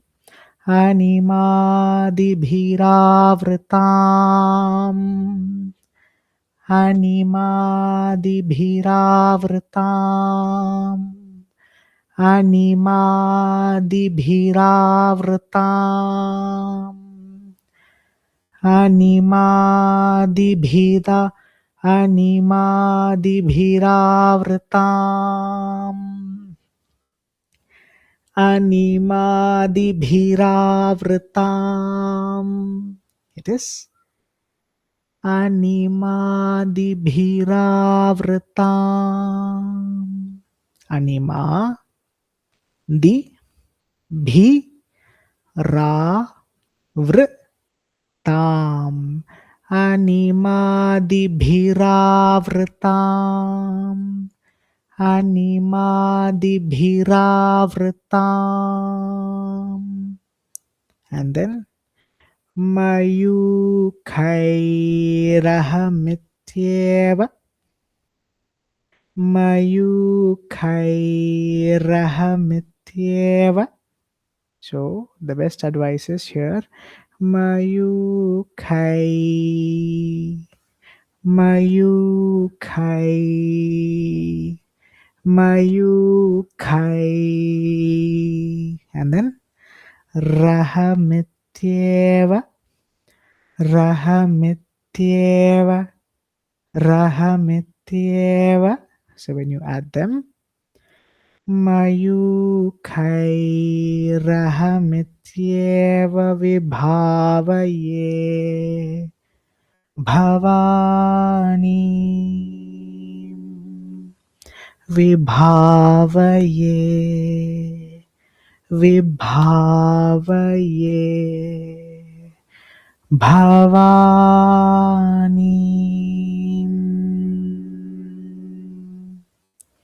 That's how it goes. We'll do the last line by saying word by word, so it's more easier. Animadibhira Animadibhi. When added with the next, Animadibhiravritam Mayukhai Ahamiti eva Ahamite aham iti eva vibhavaye bhavani. Aham iti eva vibhavaye bhavani. When they all are joined together, they become like this. Mayukhairahamityeva vibhavaye bhavani. Or Mayukhairahamityeva vibhavaye bhavani. So we'll do the last line, or we'll do the full one more time. You can also do this. Mayukhairahamityeva. But again, making it correctly Rahamityeva will be perfection. As it is joined now together as one sound. Rather than splitting sounds, just make it as one sound, as it is conveyed in the verse. Harunan karunatarangitakshim Dhritapashan kushapushpabanachapam animadibhiravritam mayukhairahamityeva vibhavaye bhavani. That's it. Just rewind this. You'll be again able to listen to this so that you can master this verse number 2 of Dhyanam.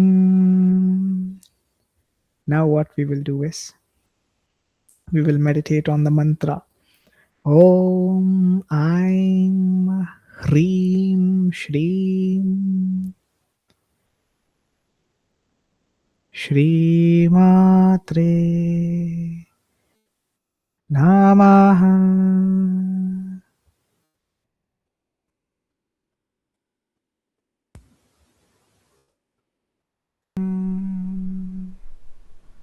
Aim Hreem Shreem Shri Matre Namaha.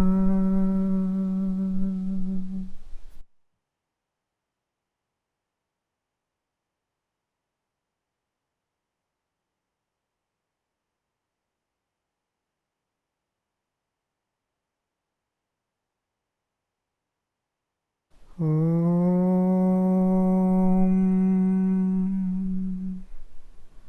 Aim Hreem Shreem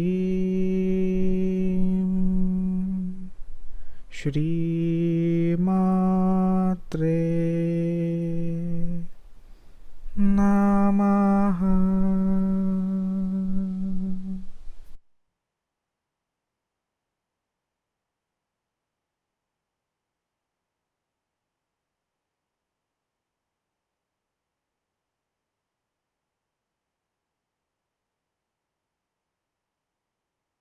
Om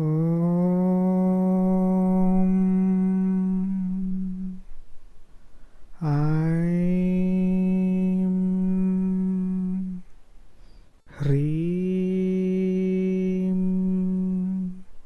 Shreem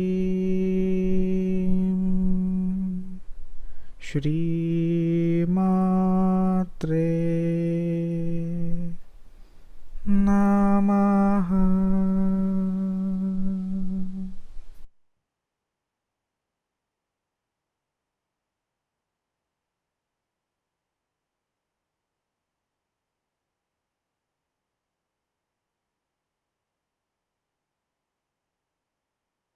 Om Aim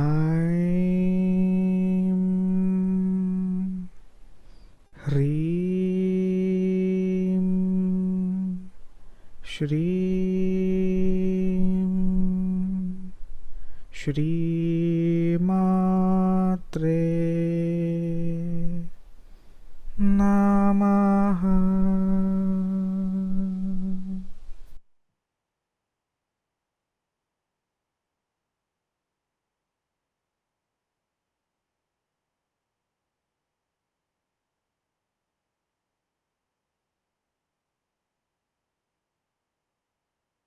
Om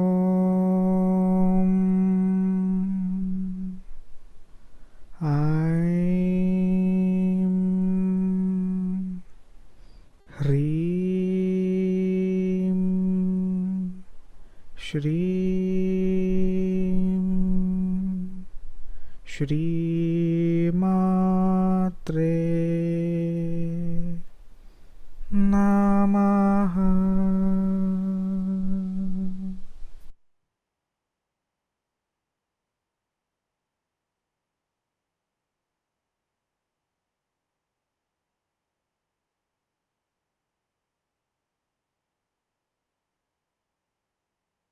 Om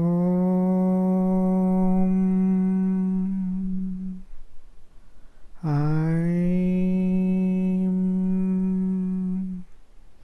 Hrim Shrim Shri Matre Namaha.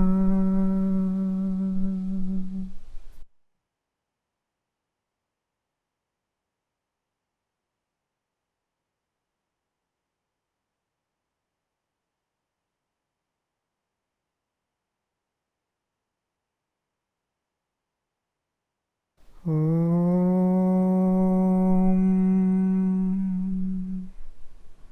Aim Hrim Shrim Shri Matre Namaha.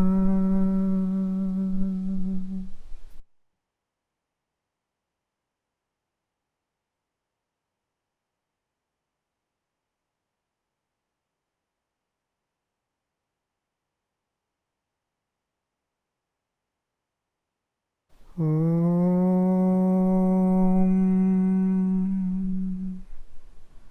Aim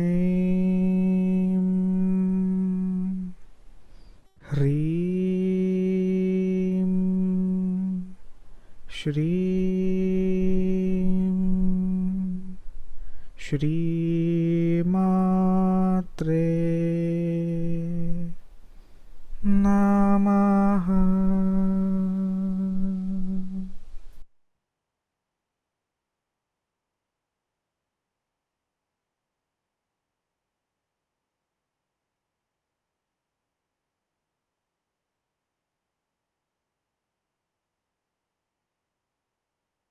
Om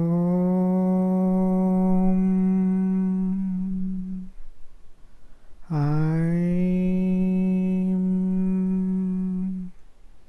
Hrim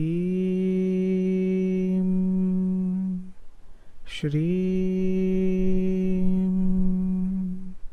Shri Matre Namaha.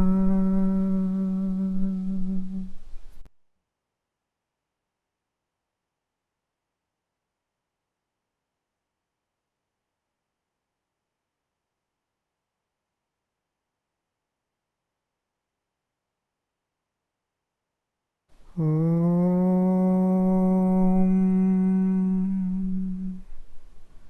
Aim Hrim Shrim Shri Matre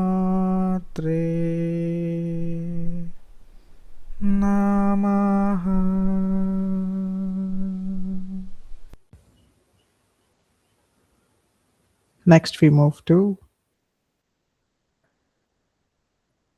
Shri Śiva Purāṇa.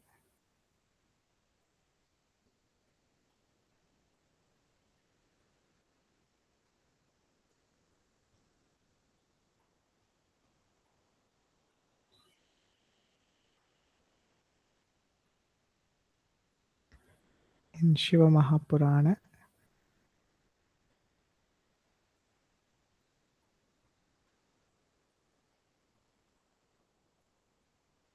we are entering into chapter 3. Chapter 3 is a very beautiful chapter.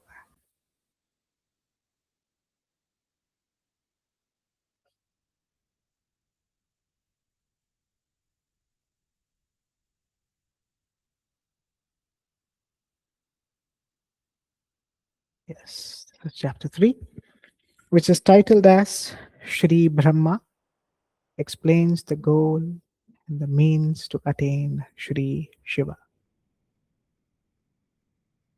In the previous session, we did chapter 2 and chapter 1. Chapter 1 was the inquiry of the sages. So let us try to recollect. In chapter 1, the sages speak on our behalf.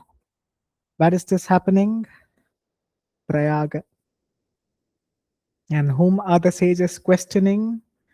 Romaharshana, Sūta. Not Ugrashrava Swati, not the younger one, but his father. The younger one is in the Bhagavata Mahapurana. In the Shiva Mahapurana, it's his father. Romaharshana is the direct student of sage Vedavyasa, who was in fact given the very task of teaching the Purana. So he is there, and all the sages are questioning him. Tell us, how can we overcome the clutches of Maya? We all have become deluded, confused. How can we overcome this? And then in chapter 2, we got that beautiful reply from the sage. Today, we enter into chapter 3, which is titled as Shri Brahma explains the goal and the means to attain Shri Shiva.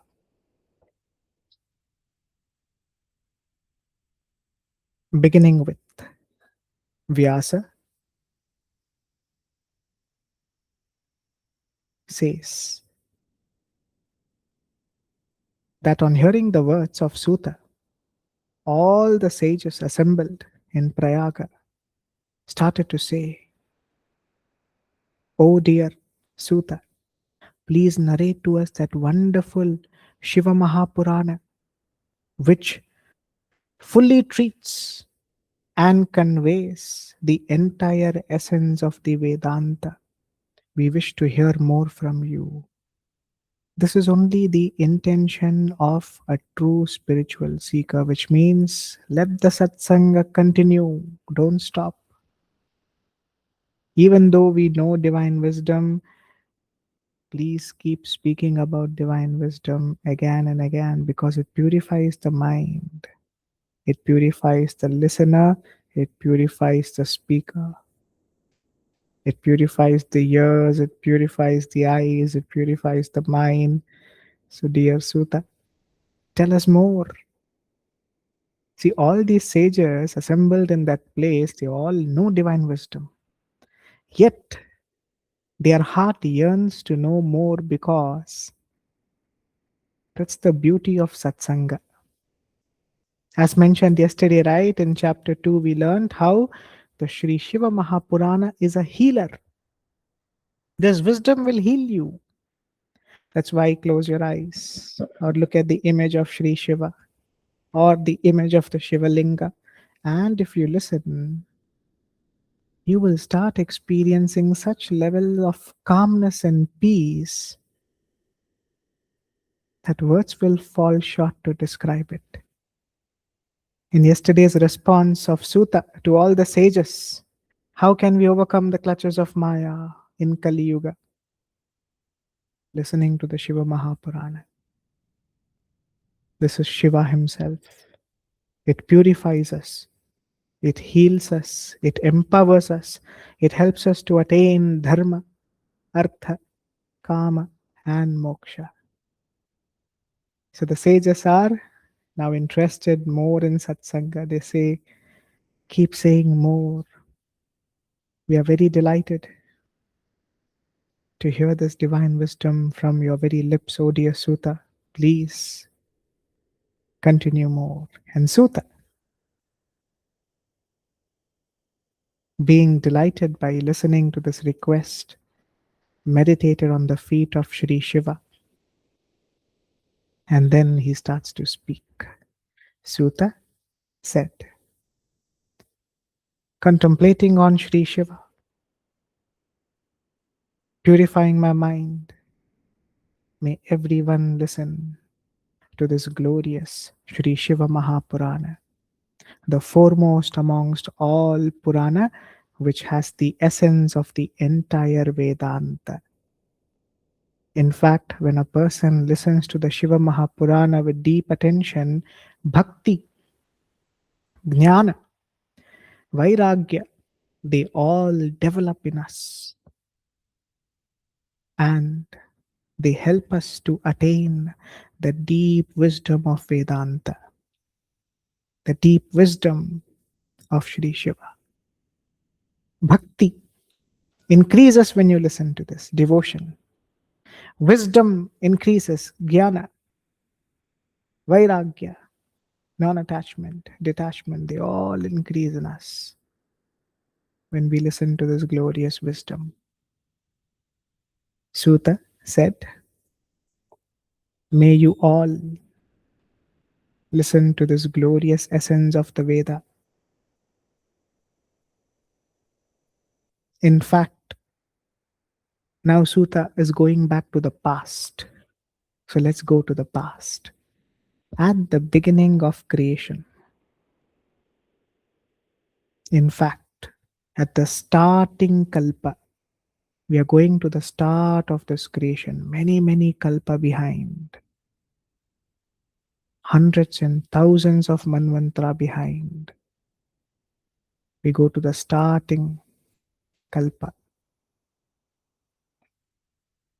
hundreds of manvantara behind, billions and trillions of years behind. There was a great dispute among the sages. What is great and what is not great? Which wisdom is correct, the greatest of all? Which wisdom is not? So they all started to debate. There was a confusion among the sages. So to clear this doubt, they all go to Sri Brahma, the creator, to ask him about that imperishable. Who's that imperishable in this creation? Who's that Bhagavan? Who's that Ishvara? Who is never destroyed, even when this creation is destroyed. All of them, all the sages with their palms joined, they addressed Sri Brahma with humility, and they tell him and they ask him that you, dear Brahma, are the creator of this entire universe, the cause of all causes. Please tell us, who is that being that is older than all principles, the greatest of the great? Brahma is the oldest of all in this Brahmanda. So all the sages go to Brahma and ask, tell us, who's the greatest of the greatest? Who is the cause of all causes? Is it you or is it who that we do not know yet? What a beautiful question. The sages want to know from Sri Brahma who created everything. Who was that beginning Bhava? From where do you get that power? Who energizes you to energize this creation? Shri Brahma conveys that, to whom words cannot reach, to whom even the mind cannot reach. It is from that whom the entire universe has developed. Everything in this creation has developed from that great being, along with all elements, sattva, rajas, tamas, all the guna, all sense organs, everything evolved at the beginning because of his grace and his power. He is known as Mahadeva. See, all the devatas had a doubt from who started everything, from whose power. Where did everything begin from? We know, Sri Brahma, you are the eldest of all for us. You are our visible form of that experienced personality. That's why they went to Brahma, and Sri Brahma says, the one who created me, Brahma, the one who created Sri Vishnu, this creation, everything, the manifest creation, it is all the Shakti of Mahadev. He is omniscient, which means he is everywhere. He is the Ishvara of this creation. And to realize him, there is one important path, one important sadhana: supreme devotion, surrendered devotion, free from ahankara. See, not just any random devotion, devotion free from ahankara, no rajasic, no tamasic. Even rising beyond sattvic, even in sattvic devotion, there is a desire. But when we go to the highest peak of devotion, there is no desire. It is my dharma to meditate on Sri Shiva. It is my dharma to meditate on the Ishtadevata. So Brahma gives a beautiful answer. Answer number one, he says to realize that being, to realize the one who created this whole creation, who energizes the whole creation, devotion, devotion without any desire.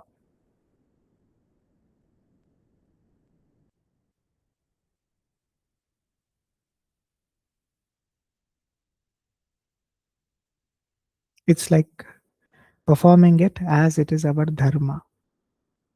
It is my dharma to be surrendered to you, Mahadeva, Shri Shiva.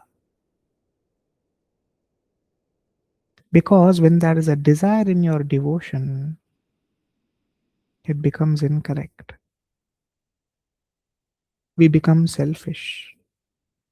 And we pray every time, we are devoted every time, we learn this divine wisdom only with a desire then. That is why desireless devotion is what he says as the supreme devotion of all. In fact, every devata, whoever wishes to perceive him, whoever wishes to see him, can only come closer by devotion, truthful devotion. Of what use is all this knowledge when there is no devotion? In fact, one is liberated by devotion unto Sri Shiva. So this is Brahma speaking. What does Sri Brahma says? What is the point of all this? Verbose knowledge. Verbose means this, that. Speaking of this philosophy, speaking of that philosophy, all the sages were arguing which is higher, karma yoga. Should I do this philosophy? Should I focus on that philosophy? Should I do this? Should I do that? Which path leads to the ultimate at an easier way, in a faster way, without much complications? So Sri Brahma answers their question. Dear sages, the answer is devotion, bhakti. Generate love in your heart for Sri Shiva. See, whenever you pray, right, generate that love towards your Ishtadevata. Incidents that we saw in talks on Dharma previously. How every person is betrayed in this world because they end up loving another person, but sadly that person betrays them. We all seek for love. As a human being, we all wish to be loved, no doubt in it. We all have an urge that someone should love us, someone should respect us, someone should look after us. But when all these are put upon a human being, we should also remember that number one, they are temporary. Number two, they are not dependable. They can leave us anytime. Leave us just does not mean that they will let us go. They'll cheat us. No. Don't think negatively. Leave us means it can also be that their time in this body has come to an end. There is just one person who will never leave us when we direct all this love, all this expectations, respect towards this person, Mahadeva, Shri Shiva. You will be very safe. You'll be more complete. In fact, when you fall in love with Shri Shiva, you will not need anyone else to love you in this world. You'll never want anyone to have anything towards you because you're on a very different level of thought process. Dear sincere seeker, listen to this again. We feel lonely because we feel there is no one to love us, no one to respect us, no one to be with us. The day you direct your pure devotion to Shri Shiva, love means I'm not speaking about worldly love here. I'm speaking about that true emotion of feeling secure, feeling held. When it is directed towards Sri Shiva, you will need no one in this world after that. Even being alone, you'll be in bliss, in peace, in happiness. If you feel you need people to complete you, then maybe you have not really fallen in love truly. True love is only at the feet of Sri Shiva. When you fall in love with him, you will find no one in the world as bliss giving as him. Human beings can't give us bliss. Even being positive, they can give us peace for some time. But bliss is only at the feet of Mahadeva, Sri Shiva. So that is why he places devotion as the highest. Even devotion is the grace of Sri Shiva. And that devotion will automatically bhakti. Develop bhakti within you. See, many people say, I am only that Sri Shiva. They bring up all those verses. Sudden, that's why when you're starting your journey, when you're still angry, greedy, hatred, negative thinking, you should stay away from these thoughts of I am Shiva, I am Shri Vishnu, I am Ma Devi. This is all wrong knowledge. It is in fact right knowledge only, but wrong knowledge for you now because you're not ready for it. When you're going to be like that, you won't complete your journey. You'll only say, I am Shiva, I am Himself, I am only that. Aham Brahmasmi. All these they say, they delude themselves. A fresher in a company has to work in a role which has been created for a fresher. If he or she decides, let me become a director, a managing director of this company, the company will shut down tomorrow. That is why in your sadhana, go step by step. Don't simply climb. When you're beginning today, learn to develop love towards Shri Shiva, your Ishta Devata. Have a form. Make your journey simple, easy. See, people who all say Aham Brahmasmi, right? You evaluate them. They will be filled with ahankara. You can't even go next to them. Their attitude will be pathetic, very bad. Very poor attitude they'll possess. If they are not truly devoted in their sadhana, they'll have a very bad attitude because of ahankara.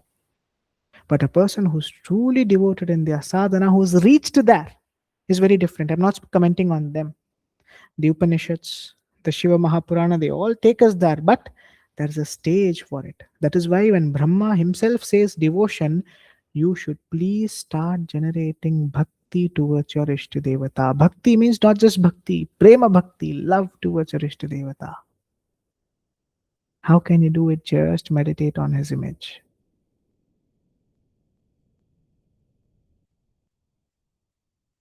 Meditate on the Shiva Linga. Listen to his wisdom with a positive mind.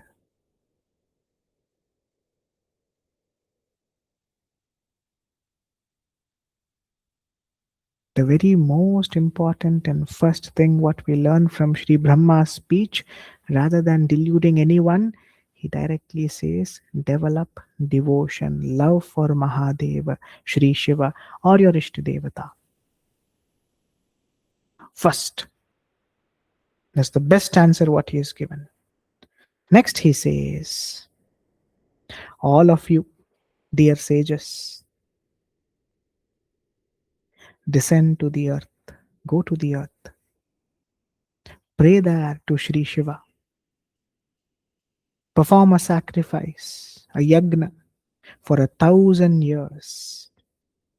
It is by the grace of Sri Shiva alone who will be the presiding deity of this yagna,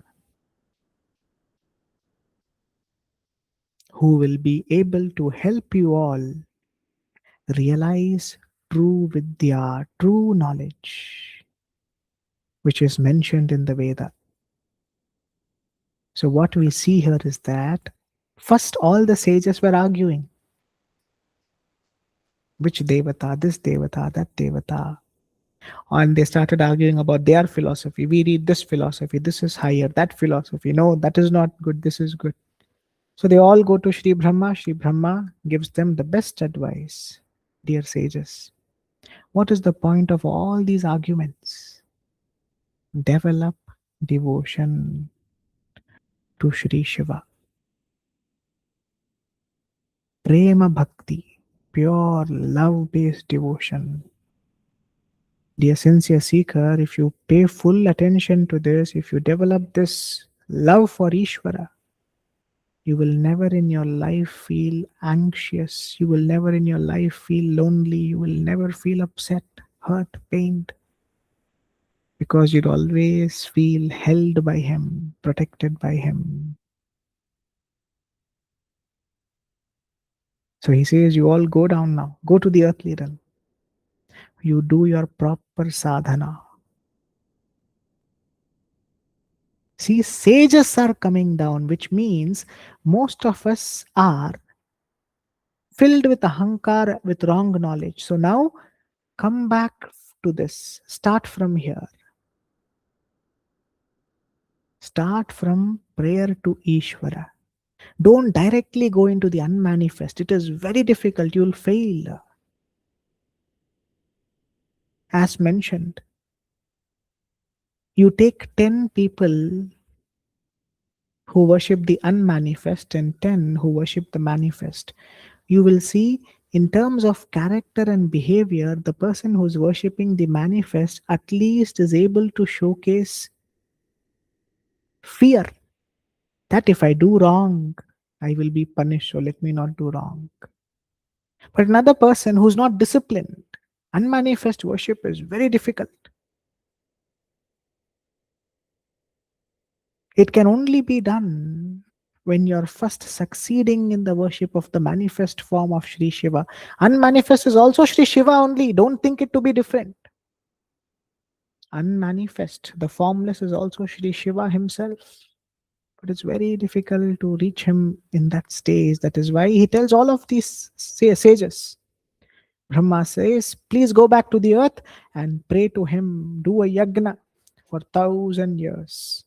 By his grace, that divine wisdom, bhakti will all fall upon you. The sages said, what is that great achievable? What is that great means of achievement? Of what sort is the performer of the right? Please mention these precisely. Which means they are questioning more. They're saying, what is this yagna? Explain it more. And what is that great achievable? Sri Brahma responds by saying, the attainment of Sri Shiva's region is the achievable. Which means when you have pure bhakti, realizing him is achievable. Achievable. Focus on the word. If you have true devotion, pure surrender, pure bhakti, it is achievable to realize Sri Shiva.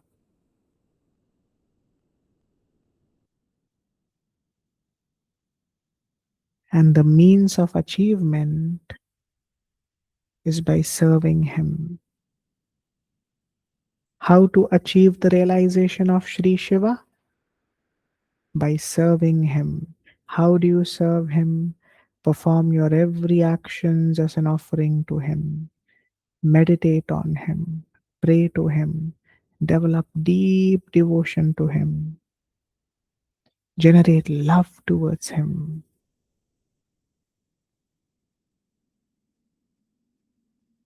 And the performer.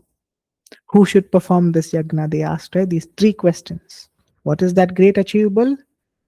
The realization of Sri Shiva.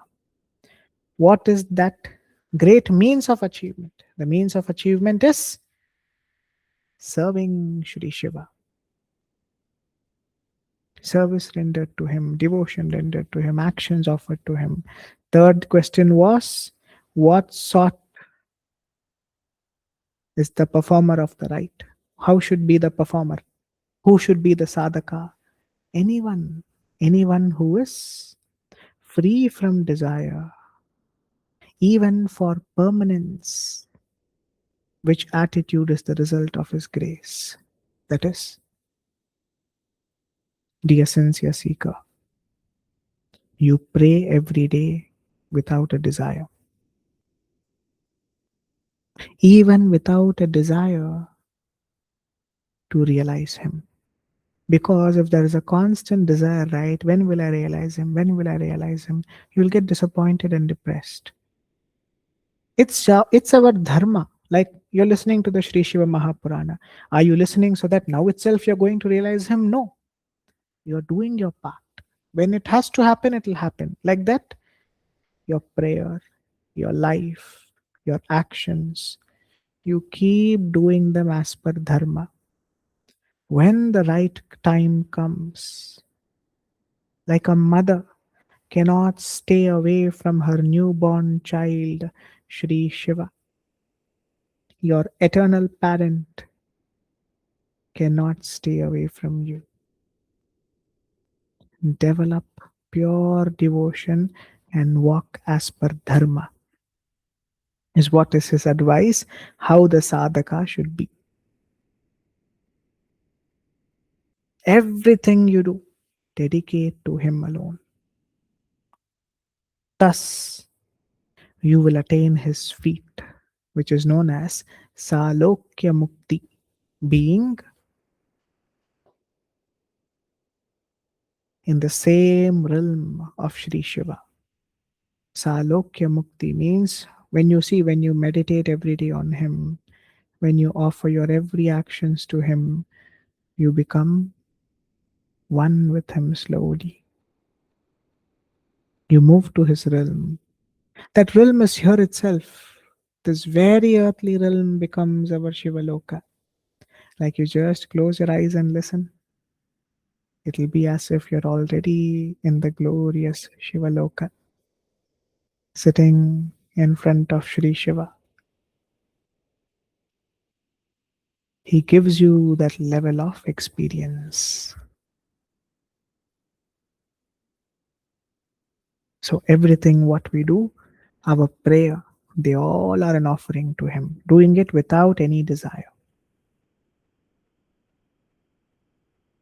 In fact, one of the best means and the glorious means of prayer, Sri Brahma says, is listening to the glory of Sri Shiva. Listen to his glories, listen to his stories. Keep listening. Shravanam. He's quoting this again. Here now, Shravanam, in the Śiva Purāṇa, we are learning it, where Sri Brahma says, listening. Number two, glorifying him by means of words. This is Kirtanam. What is Kirtanam? Now, Sri Shiva Mahapurana, after Shravanam, it directly comes to Kirtanam. It doesn't speak about Mananam. Mananam comes third. In the second comes Kirtanam. Kirtanam means you constantly chant his mantra. Om Shivaya Namaha. Because as soon as you hear the wisdom, speak that wisdom. Like what you're listening to now, with your eyes closed, speak to yourself after the session is over. The same Shiva Mahapurana while you're thinking about it mentally. You can hear yourself speaking about this wisdom. Glorify him. Chant his mantra. This is only Kirtanam. The most important aspect of Kirtana. Generally, many attribute it to singing, dancing. See, Kirtana are also of three types: Sattvic, Rajasic, Tamasic. A Tamasic Kirtanam, which is ignorant Kirtanam, is where there is too much pain given to the body. They jump and dance like crazy. This is a tamasic kirtanam. They'll keep jumping, jumping. They'll scream, scream. We have seen, I'll not quote who, but you all know, you would have seen, where a person is overly exhibiting tremendous amount of energy and getting tired after that. Rajasic kirtanam, filled with ahankara, where I'm a great devotee, singing or glorifying as if we know everything. Sattvic kirtanam, you silently sit. Om Shivaya Namaha. Om Shivaya Namaha. Sattvic Kirtanam is performed when you are alone by yourself. In Rajasic, there are people involved. In Tamasic, there are people involved. In Sattvic, now we don't want anyone around us. We are tired of these people. You go where you all jump and dance. You scream. I want only myself and Shri Shiva. That's it. I don't want people around me. This is Sattvic Kirtanam. That's what we should develop. Silently you sit. Om Shivaya Namaha. You yourself get into this bliss. That's the second and third. Sri Brahma says deliberation in the mind, which is Mananam. These are the greatest means. Mananam here means you mentally think about the form of Sri Shiva. Meditate on this wisdom. Today, what all we studied, right? All that you bring to your mind. What did we study in the Yoga Sutra? Abhyasam, Vairagyam. What is Abhyasam? Abhyasa means repeatedly let me listen to the glories of Sri Shiva without getting tired. Vairagyam, free from like and dislike.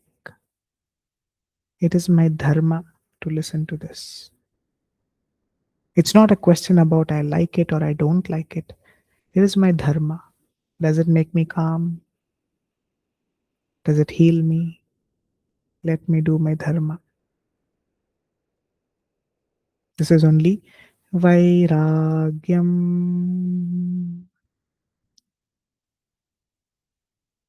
Like this, you do mananam. Think. Don't forget what we studied.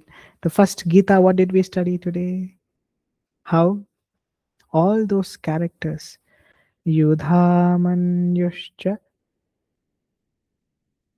and Uttamaujascha Viryavan. How we contemplated on them to be fortitude, dhriti, steadfast. Like this, you should think. Every time you should remind this is only mananam. And what did we learn in the Sri Lalitā Sahasranāma? How beautiful was the image of Ma Bhavani.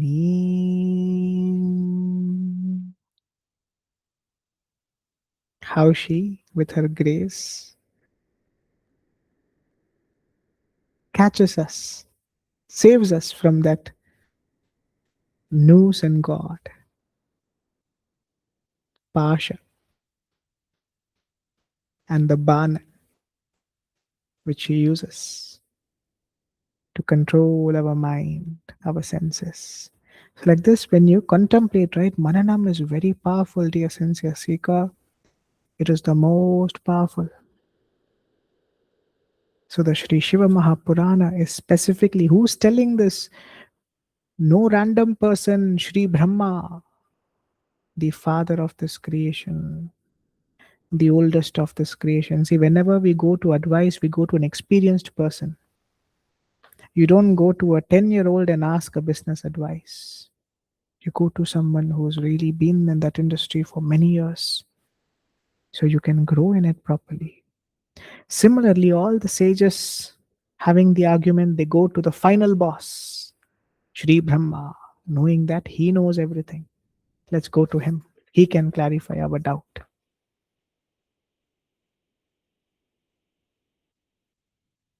And finally, he says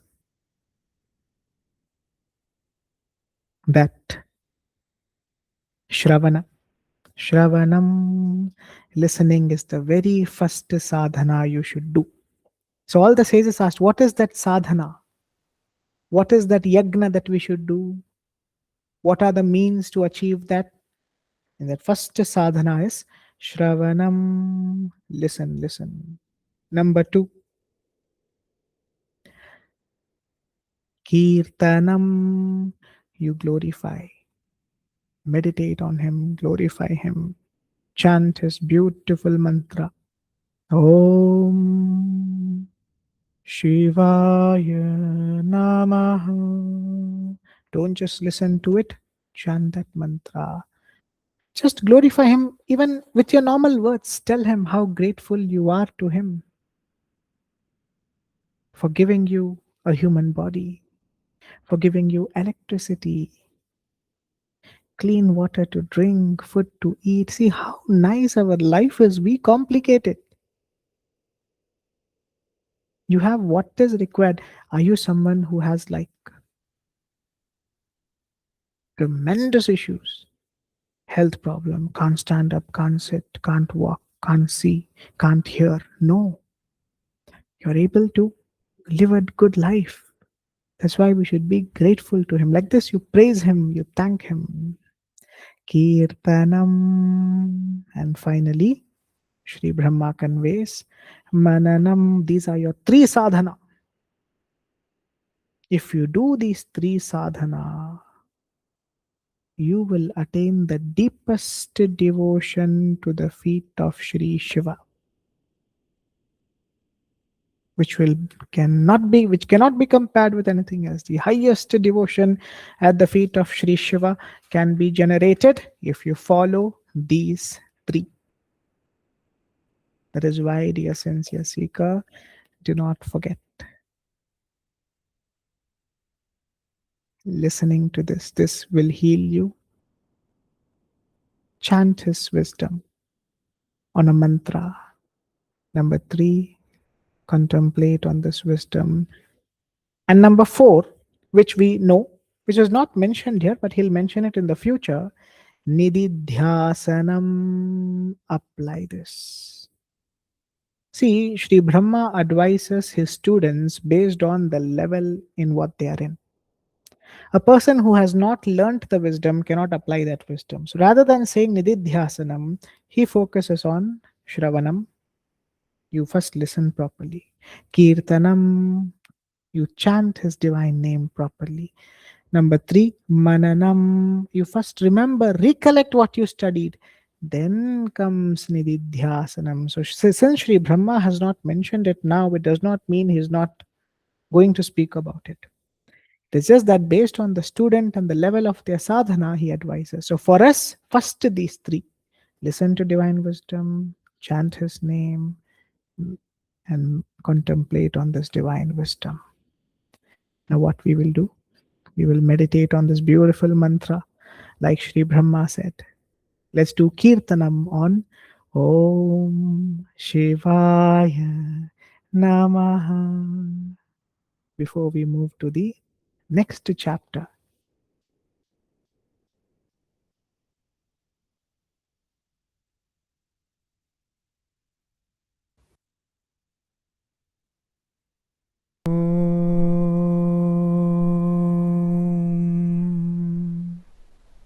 Shivaya Namaha.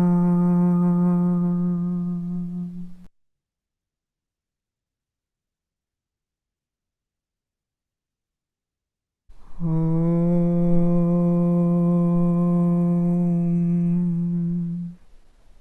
Shivaya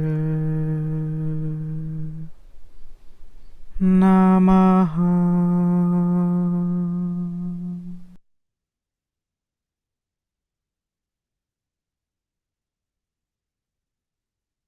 Om Shivaya Namaha.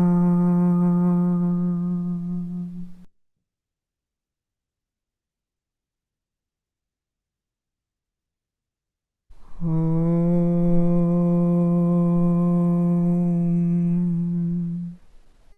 Shivaya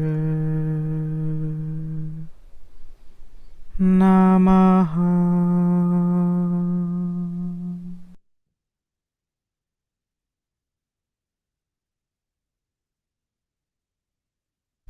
Om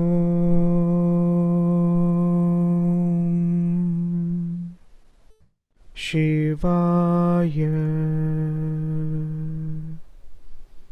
Namaha.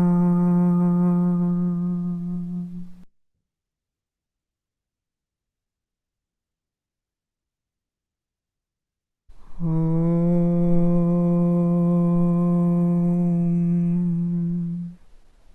Shivaya Namaha.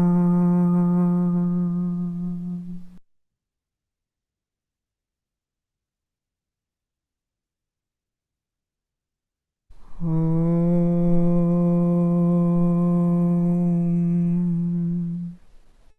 Shivaya Namaha.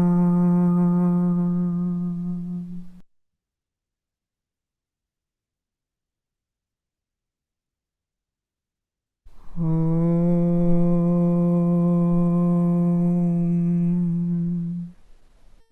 Shivaya Namaha.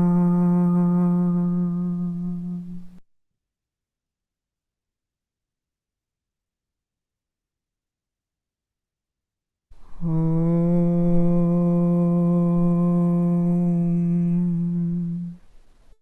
Shivaya Namaha.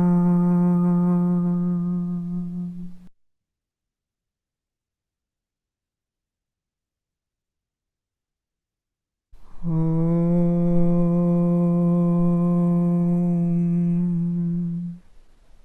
Shivaya Namaha.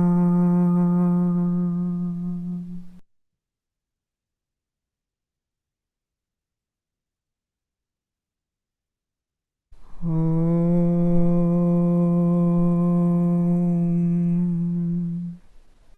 Shivaya Namaha.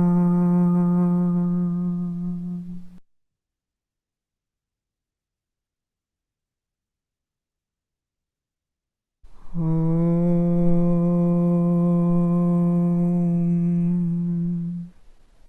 Shivaya Namaha.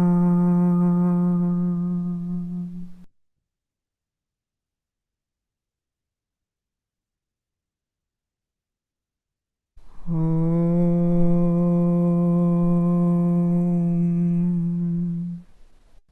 Shivaya Namaha.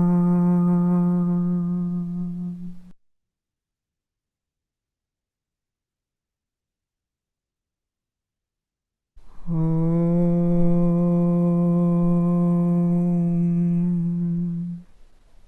Shivaya Namaha.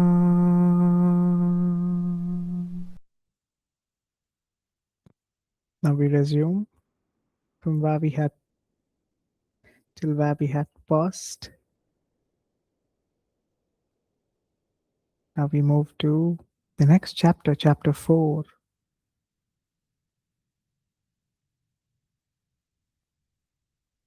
Chapter 4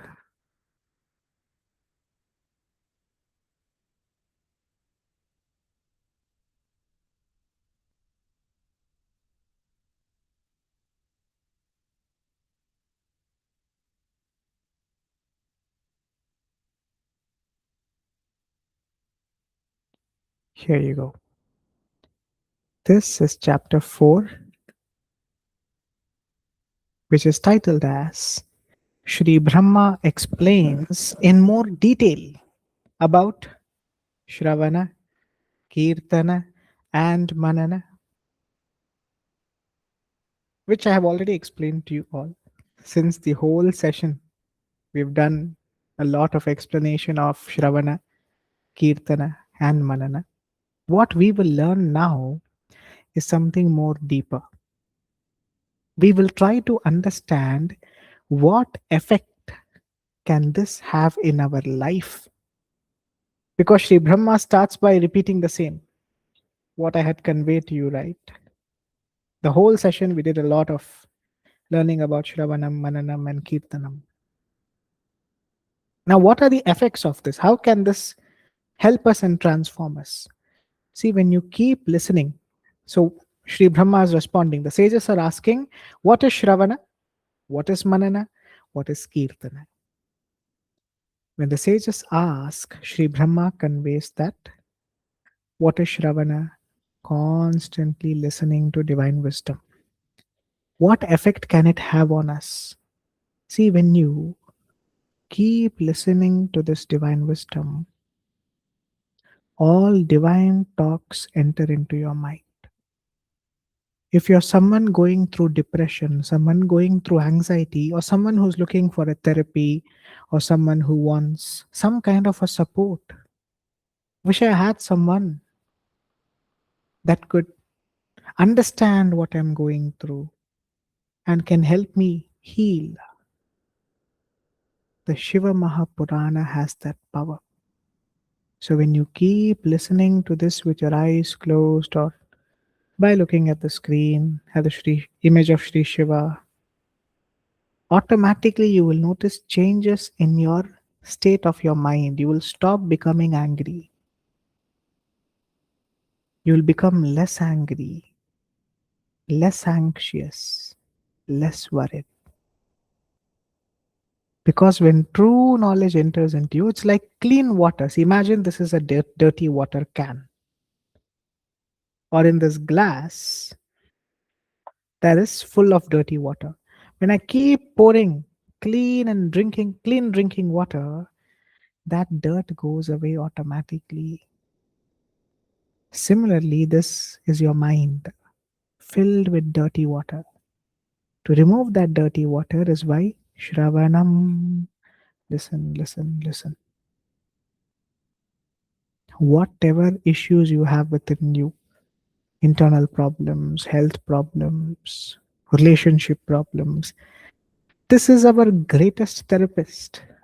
Divine wisdom is the greatest therapist, is the greatest healer. So when only good enters into you, all the bad will leave you. And when you start doing kirtana, so Sri Brahma is responding, kirtana is glorification. So in Sanskritam, the correct pronunciation is Shravanam, Kirtanam, Mananam. You should complete it fully. Then it is perfection. So Kirtanam. Kirtanam, Sri Brahma conveys, is glorification, which means you start speaking about Sri Shiva. Like how you all are listening to the Shiva Mahapurana, right? I want you all to teach yourself whenever you're free. Just remember Shiva Purana Mahatmya, chapter 1. What was the sage's questions? Chapter 2, the liberation of Devaraja. Chapter 3, Chanchula's dissolution. Chapter 4, the liberation of Chanchula. Chapter 5, the liberation of Binduga. Like this, you teach yourself what all happened, how praying to Sri Shiva, listening to this divine wisdom, healed them, changed them. What did they do? They focused on Shravanam, Mananam, so Kirtanam, and also meditating. This mantra, what we just did, Om Shivaya Namaha, Om Shivaya Namaha. The way this is being taught is for you to become a teacher. So you can teach your children, you can teach the society. The entire session is designed to make you a teacher, not to just make you a listener. So when you listen carefully, you will learn how to teach this. You will even be able to teach yourself. So Kirtanam is in silently. Remember three types of Kirtanam: Satvik, Rajasic, Tamasic. Yes, there are people who jump, dance. That's fine. See, when there's a time at the beginning, we all would have also done it. It's not that from the beginning we've been like this. In the beginning, we all would have done that. But slowly the mind starts yearning for more silence, peace, time for being alone. You come into Satvika Kirtanam, where you meditate by yourself all alone in silence. That is Kirtanam. Now, silence means, but you should meditate loudly. Om Shivaya Namaha, not just in your mind, because mental meditation will not work for a beginner or for someone whose mind is very volatile. And then Mananam is contemplating on that wisdom. Sutta now speaks. So this was till here, Sri Brahma had spoken. Now Sutta continues.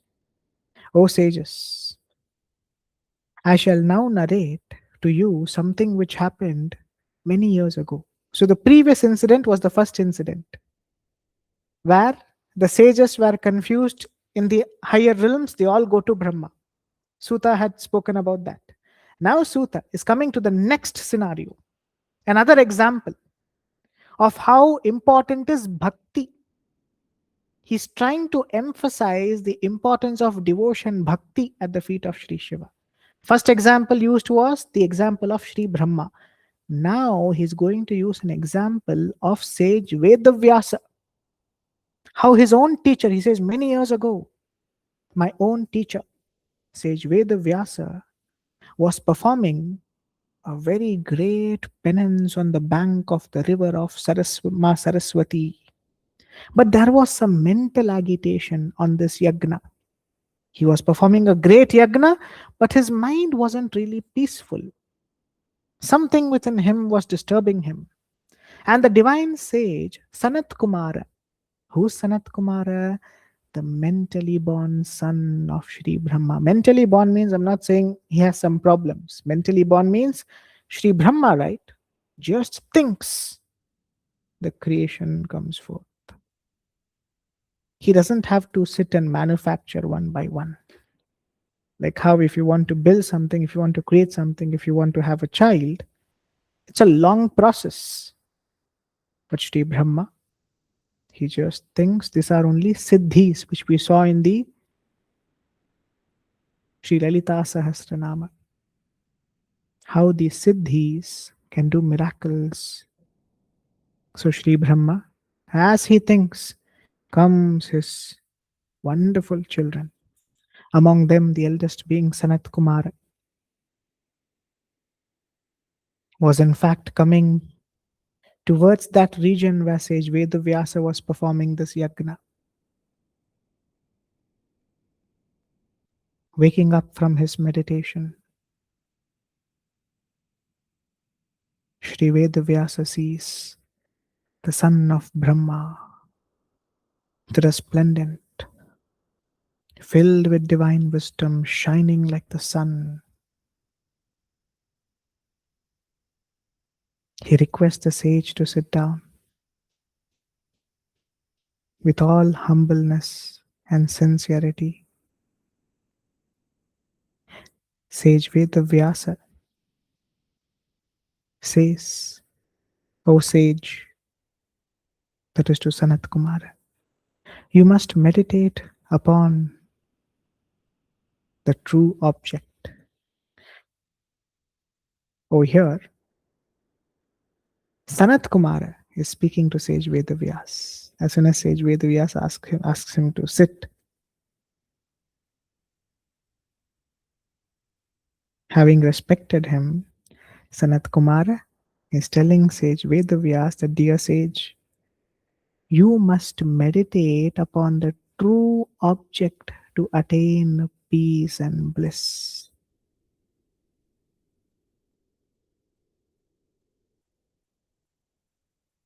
You must meditate upon that true object. The true object being Shri Shiva.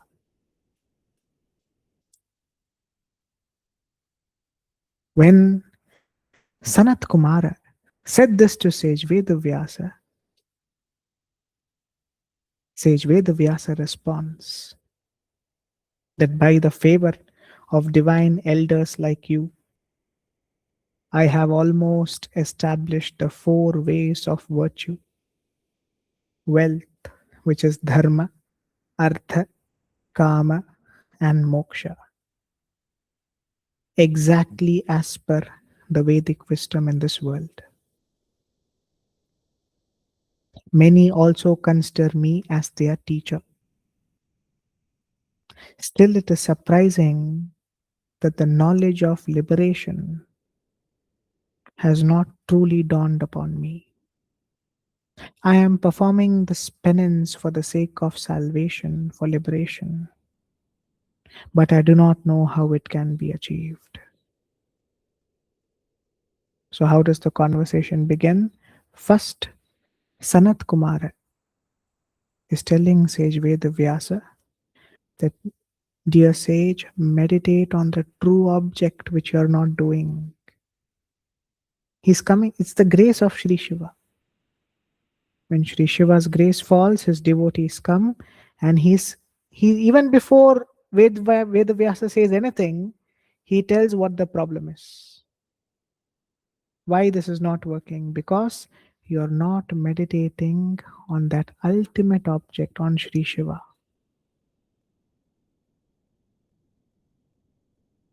It is only through that,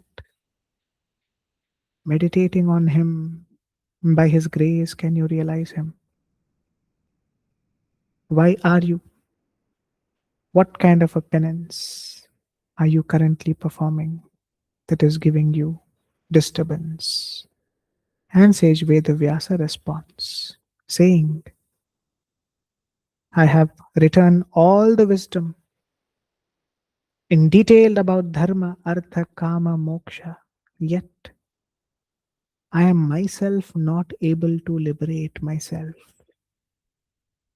I am trying my best to attain liberation, but I am not understanding how it can be achieved. The whole world considers me as a guru, but here now I feel like I'm stuck.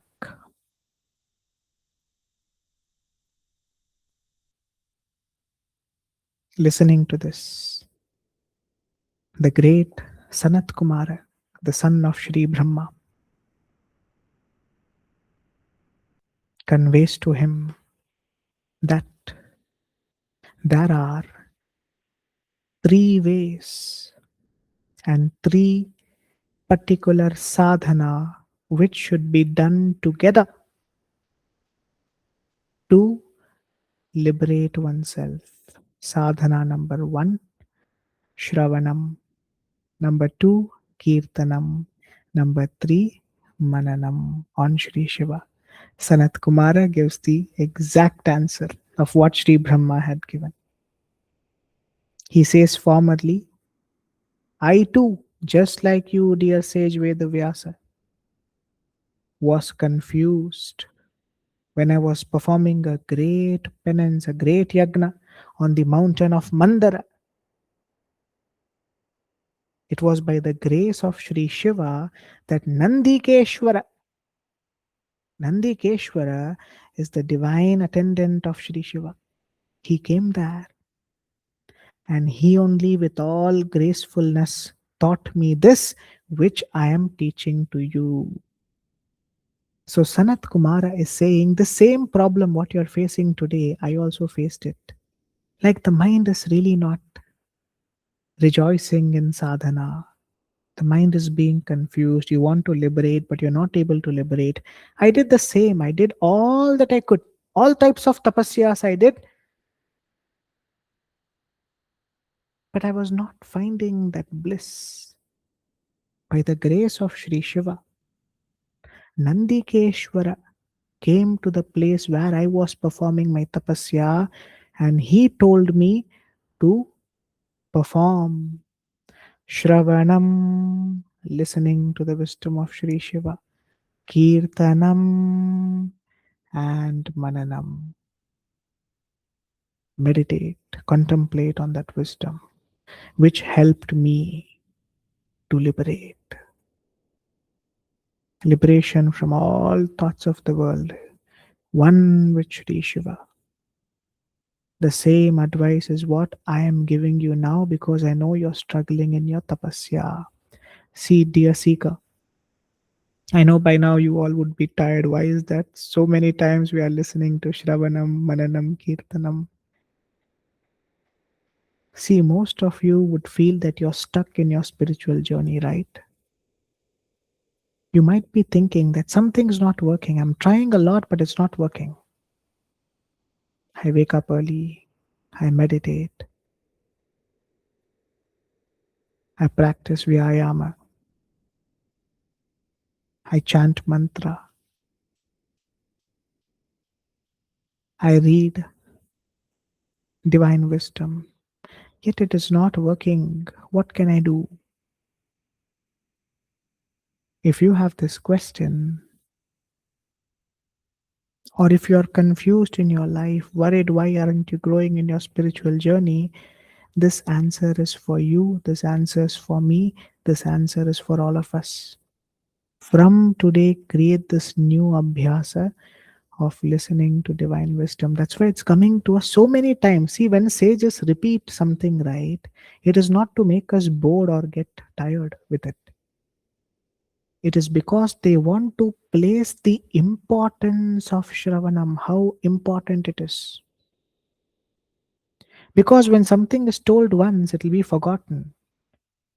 From the beginning, when we are constantly remembering the importance of Shravanam, Mananam, and Kirtanam, as it is constantly been conveyed multiple times, then we get to know the importance of this. So that is what even this chapter tries to teach us to embody in our spiritual journey. So Sanat Kumara says, Nandikeshwara taught me this, which I am teaching you. This is the three means to attain salvation. Please practice them. Please practice them. He repeatedly advised sage Vedavyasa himself, who has authored the Mahabharata, who has given so many divine wisdom, who's stuck in his spiritual journey, who's performing a tremendous yagna. Yet he's within feeling a little confused. How is that liberation possible? I still feel a little discomfort within. How can I complete my journey? And Sanat Kumara is like that guiding light who comes and advises him. For us, Sanat Kumara here is the very wisdom of the Sri Shiva Mahapurana, which is guiding us back. You have stopped listening to Sri Shiva. That's why you're in pain. You keep listening to worldly gossips. You keep listening to worldly things. That's why you're suffering. Start listening to Sri Shiva, his glories, his stories. Even though it may be repeated, you listen, listen, and listen. That is what it's trying to convey. Kirtanam, you have stopped chanting the mantra of Sri Shiva. All that you do is you gossip throughout the day. Now keep meditating on his mantra. Recite his mantra to purify your mind and your mouth. Mananam, you have constantly been thinking about the world alone in an addictive way. So they repeat Mananam so many times. So now you become addicted to listening to and meditating upon, contemplating upon the divine wisdom of Sri Shiva. That's why it's repeated so many times. Something which is very important, right? This is how the scriptures work. Initially, they convey it many times through different stories. First, we saw through Brahma. Sri Brahma advises this to all the sages. And next scene, sage Vedavyasa performing a great yagna, still confused, advised by Sage Sanat Kumara. So all have advised this three. After saying this, the son of Sri Brahma moves away from that place.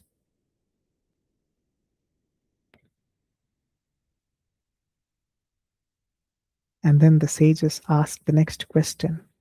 What if, dear Sutta, what if a person cannot practice Shravanam, Mananam, Kirtanam? What if a person can't do this? Can they still attain liberation?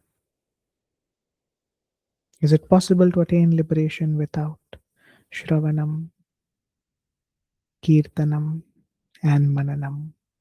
This will be covered in the next session. So we have completed chapter 3, chapter 4 today. Let's do a quick recap. What did we understand from chapter 3? From chapter 3, the topic was very beautifully taken, where we learn how in the realm of Sri Brahma, there was an argument between sages on which spiritual practice is better, what is the right way to attain liberation. And Brahma, with all humbleness says, dear sages, the best way to attain liberation, Shravanam, Kirtanam, Mananam. So to do this, go to the earthly realm and perform deep devotion, prema bhakti, love for Sri Shiva. Pray, meditate on him, be devoted to him, bhakti, true prema bhakti. For 1,000 years you do, you will automatically receive that grace. Now, 1,000 years, because in the previous yuga, the lifespan is much more higher. In each yuga, if you see, in Satya Yuga, we say it's 100,000 years. Treta Yuga, 10,000 years. Dwapara Yuga, 1,000 years. Kali Yuga, 100 years. So like this. At that time, the lifespan was much higher. So for now, what should we do? What is the essence that we get from this chapter? The essence is that no matter what happens, don't stop listening. But listening should come with deep respect, with your eyes closed or properly seated. Let this wisdom enter into you so all that negativity can leave you. This is your healer. And the next chapter, a similar situation or a similar story, which Sutta conveys about how, like this, even sage Vedavyasa was confused, having known so much. See, we all know so much. We try to learn here, that, and now we are confused. Sage Vedavyasa also embodies that person who's known everything but now is lost. To bring him back to the track, Sanat Kumara says, Shravanam, Kirtanam, and Mananam, as he was instructed by Nandikeshwara, the divine attendant of Sri Shiva. And the final question asked by the sages in this chapter, what if a person can't do these three? Is there a way for them to liberate? Is liberation possible for a person who does not have access to these three? Thus ends this chapter of the glorious, chapter 4 of the glorious Sri Shiva Mahapurana. Next, what we do is we enter into talks on Dharma. In talks on Dharma, today it will be a very interesting topic because we move more deeper to learn through the wisdom of the Agni Mahapurana. So in today's talks on Dharma session, we will take chapter 155 from the Agni Mahapurana to learn about Dharma, personal Dharma. In the past 5 sessions, I was giving you all worldly examples. What is the consequences if you do something wrong? How the human body, getting this is the greatest gift. And if you lose this by taking bribe, corruption, hurting others, harming others, cheating others, destroying others, these all will deprive us. Wrong profession, selling drugs, these all, what they do, they deprive us from a human body. So we learnt it in that way. Now we have understood that the human body is the greatest gift and we should not let this go for vain. Now in this human body, how should we perform our dharma? What kind of action should we do is where we get into the Agni Mahapurana, and all the other Purana we will cover in talks on dharma. We take up chapter 155, which is teaching us the code of conduct, which is Achara. Repeat it after me. Achara. Achara means our conduct. How should we be every morning? This beautiful Mahapurana conveys. Sage Rishi Pushkara is speaking. Rishi Pushkara says, every day a person who is walking in the path of spirituality, who wishes to walk in the path of spirituality, who wishes to see changes and growth in their life, should first and foremost wake up at Brahma Muhurta. What is the first dharma we should apply from today? New abhyasa. Please wake up at Brahma Muhurta. What is Brahma Muhurta? The time 48 minutes before sunrise. Don't get confused with any other timing. Some will say this timing 3 a.m., 2:30 a.m., 3:30 a.m. It's very simple. Brahma Muhurta is 48 minutes before sunrise. So if your sunrise is at 6 a.m., 48 minutes before that is the time of your Brahma Muhurta. It is said to be a very auspicious time, and one should contemplate on their Ishta Devata, which means as soon as you wake up, let's say you wake up at Brahma Muhurta, as soon as you wake up, Om Paramatmane Namaha. Do this from tomorrow. Don't search for your phone. Don't check what are the notifications. From tomorrow, dear sincere seeker, as soon as you wake up in the morning, when your eyes open, get up straight. Think about the image of Shri Vishnu, Shri Shiva, Ma Devi, or Ishta Devata. Om Paramatmane Namaha. Chant the mantra loudly 3 times. Then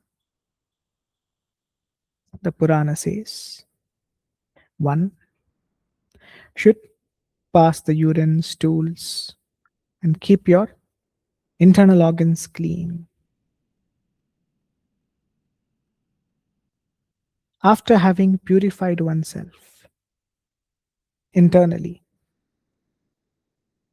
brush, that is, cleanse your teeth, cleanse your mouth, cleanse your teeth. Take a shower, proper bath. And then start your prayer. Now, bathing itself is a very important ritual here. Bathing, the bath which we take, that itself should be done as a ritual. Whenever you're taking a shower, or mentally. If now technically, now sometimes what happens in the ancient times, the place where the bath is taken is at the river or at ponds or at a specific place near the house which is specifically kept for bathing. Now, most of us, the modern houses design is a little different. We have the toilets in the bathing area. In such a scenario, it is not advised to chant the mantra loudly. Chant it mentally. Even the Panchakshari mantra, Nama Shivaya, Nama Shivaya, just say that. Mentally you say, and verbally also you say silently. Because this itself is a ritual. Our bathing itself, while you're bathing, you should thank all the devatas for giving us this opportunity for a new day. All the devatas who are within the body who are coordinating. Varuna Devata, Vayu Devata, all should be thanked for giving us this new day. So while you take a bath, keep chanting the mantra. Even the Gayatri mantra is highly recommended in bathing. But remember, mentally, Om Bhur Bhuvaswaha. Any mantra, mentally you keep chanting while you take a shower.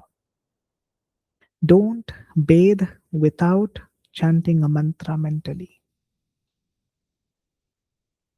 You should chant a mantra mentally. or before you get into your, if you have a separate bathing area, it's different. So if in your house, now there are not many who have like this, some do plan their house like this. If you have a separate bathing area, then you can chant the mantra loudly. Usually when there's also a toilet inside, or that where we also go for stool, when that's also inside the same room, that's when we be more cautious, because mantras are the invocation of the divine. So we'd be respectful. That's it. If you have a separate bathing area, then you can chant the mantra loudly. If your bathing area is not separate, mentally. It's just out of respect, because these are very powerful sacred mantra. But you should have the mantra in your mind while you're bathing, which is very important. We thank Vayu Devata, Varuna Devata, Agni Devata, all who help us, support us. Water is the source of life. Water is what helps us to clean our body. Without water, this body will stink. So water is that source which helps us to clean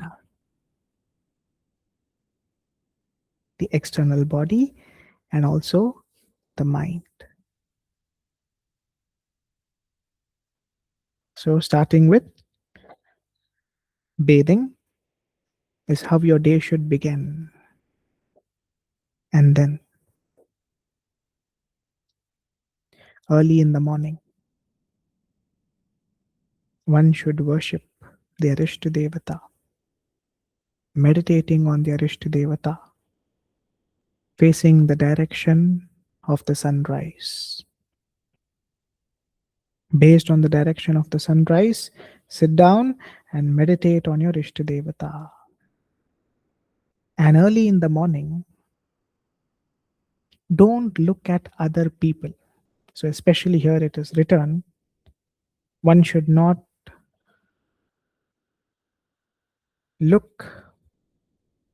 So, it's mentioned one should not look at a naked person, which means it creates unwanted emotions in our mind. Or any person you should never see in the morning. Only you should see the image of your Ishta Devata and start your day. Stay away from technology, most importantly, which means the images of people. When we see them, they keep running in our mind. And it is not good for a spiritual seeker.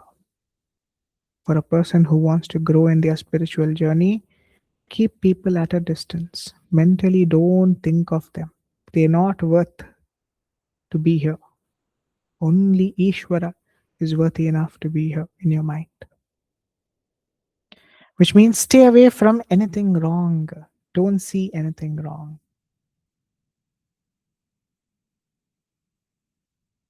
And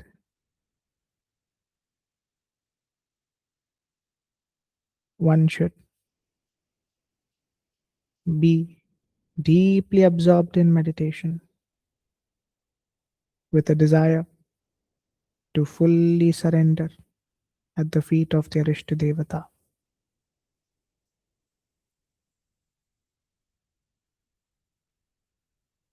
You should not wear others' garments.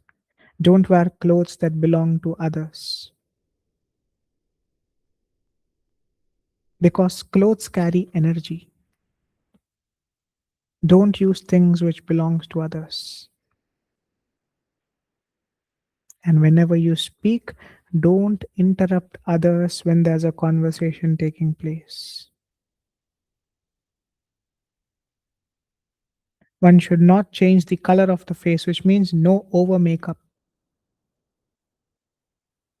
Being in a humble way. Because when you start overly applying too many things on yourself, then you become overly conscious of your appearance.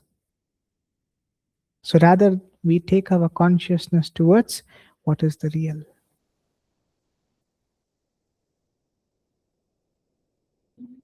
And One should always spend their day, spend their time around satsanga or with people who are respected, who are looked up to, so that the right wisdom can enter into us.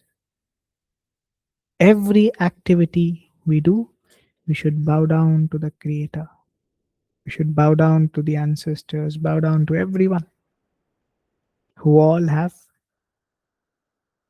sacrificed for where we are today. See, the reason why we bow down to the ancestors is because today we all enjoy electricity. Tell me, did you or I work in any electricity plant, in nuclear plant? Did you or I work to set up the electrical lines from where we get electricity to our house? Imagine the transformer which is there on every locality, which supplies from the main unit, from the main powerhouse. How many people have worked, right? When you keep going in the past 10, 20, 30, 40, 50 generations before, you will see we all come from the same family. And if you go to the beginning, we all come from just one family, the family of Ishvara. So, whatever we enjoy today is the hard work of the ancestors of the past. That's why we should bow down to them in every task we do. This technology, can you imagine you're seated somewhere in some corner, in some place of this world, and you're able to watch this session? Would this have been possible 80 years ago, 100 years ago, 200 years ago? Imagine how many people would have worked to get this thing set up for us. That is why in Sanātana Dharma, when we say we should bow down to our ancestors, we should respect our ancestors, is because there are so many ways they all have contributed to this creation. Now, when I say ancestor, not just our family, the whole world is our family. Someone who is working in an electricity board will also be somehow, when you go back 20, 30, 200,000, 20,000 generations before, you will see it's the same line. As per the Shastra, we all are the children of Shri Brahma. Shri Brahma is the child of Shri Shiva. So from there it comes. So that's why we bow down to the ancestors. Generally, many people ask, should I pray to the ancestors? Many people say you should not pray to ancestors. Follow what is being taught now. Leave those. Those are agyanis. Take that knowledge away. We don't want that knowledge. We bow down to everyone, even the ancestors. Because of their sacrifice is where you are today. See, ancestors does not mean what family wealth they gave me. That is evilness. We don't want wealth. We don't want anything. Whatever you, maybe this can also be an answer. What family wealth they gave you, this what you're enjoying today as a technology, as a house someone has built, these all comes on labor. Someone has worked for you, and that person, go back 20,000, 30,000, 50,000 lives before, you will see that you are related, interconnected to them. Go to the first, we all come from that one person. That's the bowing down to ancestor in Sanātana Dharma. That's why the Agni Purāṇa stresses on that. Bow down to them before you start any action, because we are sitting on the fruits of others' labor. A wise person should avoid disrespecting others, should use their words very carefully, and should always be free from creating enmities from anyone. A person should refrain from abusing the scriptures, the king, the sages, or the devatas, which means don't abuse anyone, whichever country you live in, however the government is. This is bad, this is corrupting, this is that. We don't want all that. We are here only to complete our journey. We don't put our nose in things which is not required for us. Our goal, where are we? In this position in our life, this stage of our life, focus on your inner journey and complete it. Not abusing. Abusing is not good. Abusing people, speaking ill about others is something we should stay away from. And don't be envious about anyone. And a person should generally take their bath 2 times a day, morning and in the evening. And every time water touches our body, Om Bhur Bhuvaswaha. Every time the water touches your body, every time you drink water, you thank. Because remember, these all are coming from dams, lakes, rivers. Someone has laid the pipeline for you to access it in your house. Imagine from tomorrow there's no pipeline water coming to your house. Go get it from the river and come. What would happen? Or no electricity. You can't pump groundwater. So there's no purifying of the water tank for you to drink. So every time we touch water, we drink water, we be grateful to this creation. This is living as per Dharma. Joining our palms, thanking Ishvara for this divine wisdom he gave us today. Let this always be in our mind. Om Tat Sat. So thank you everyone for joining this session. We end it here.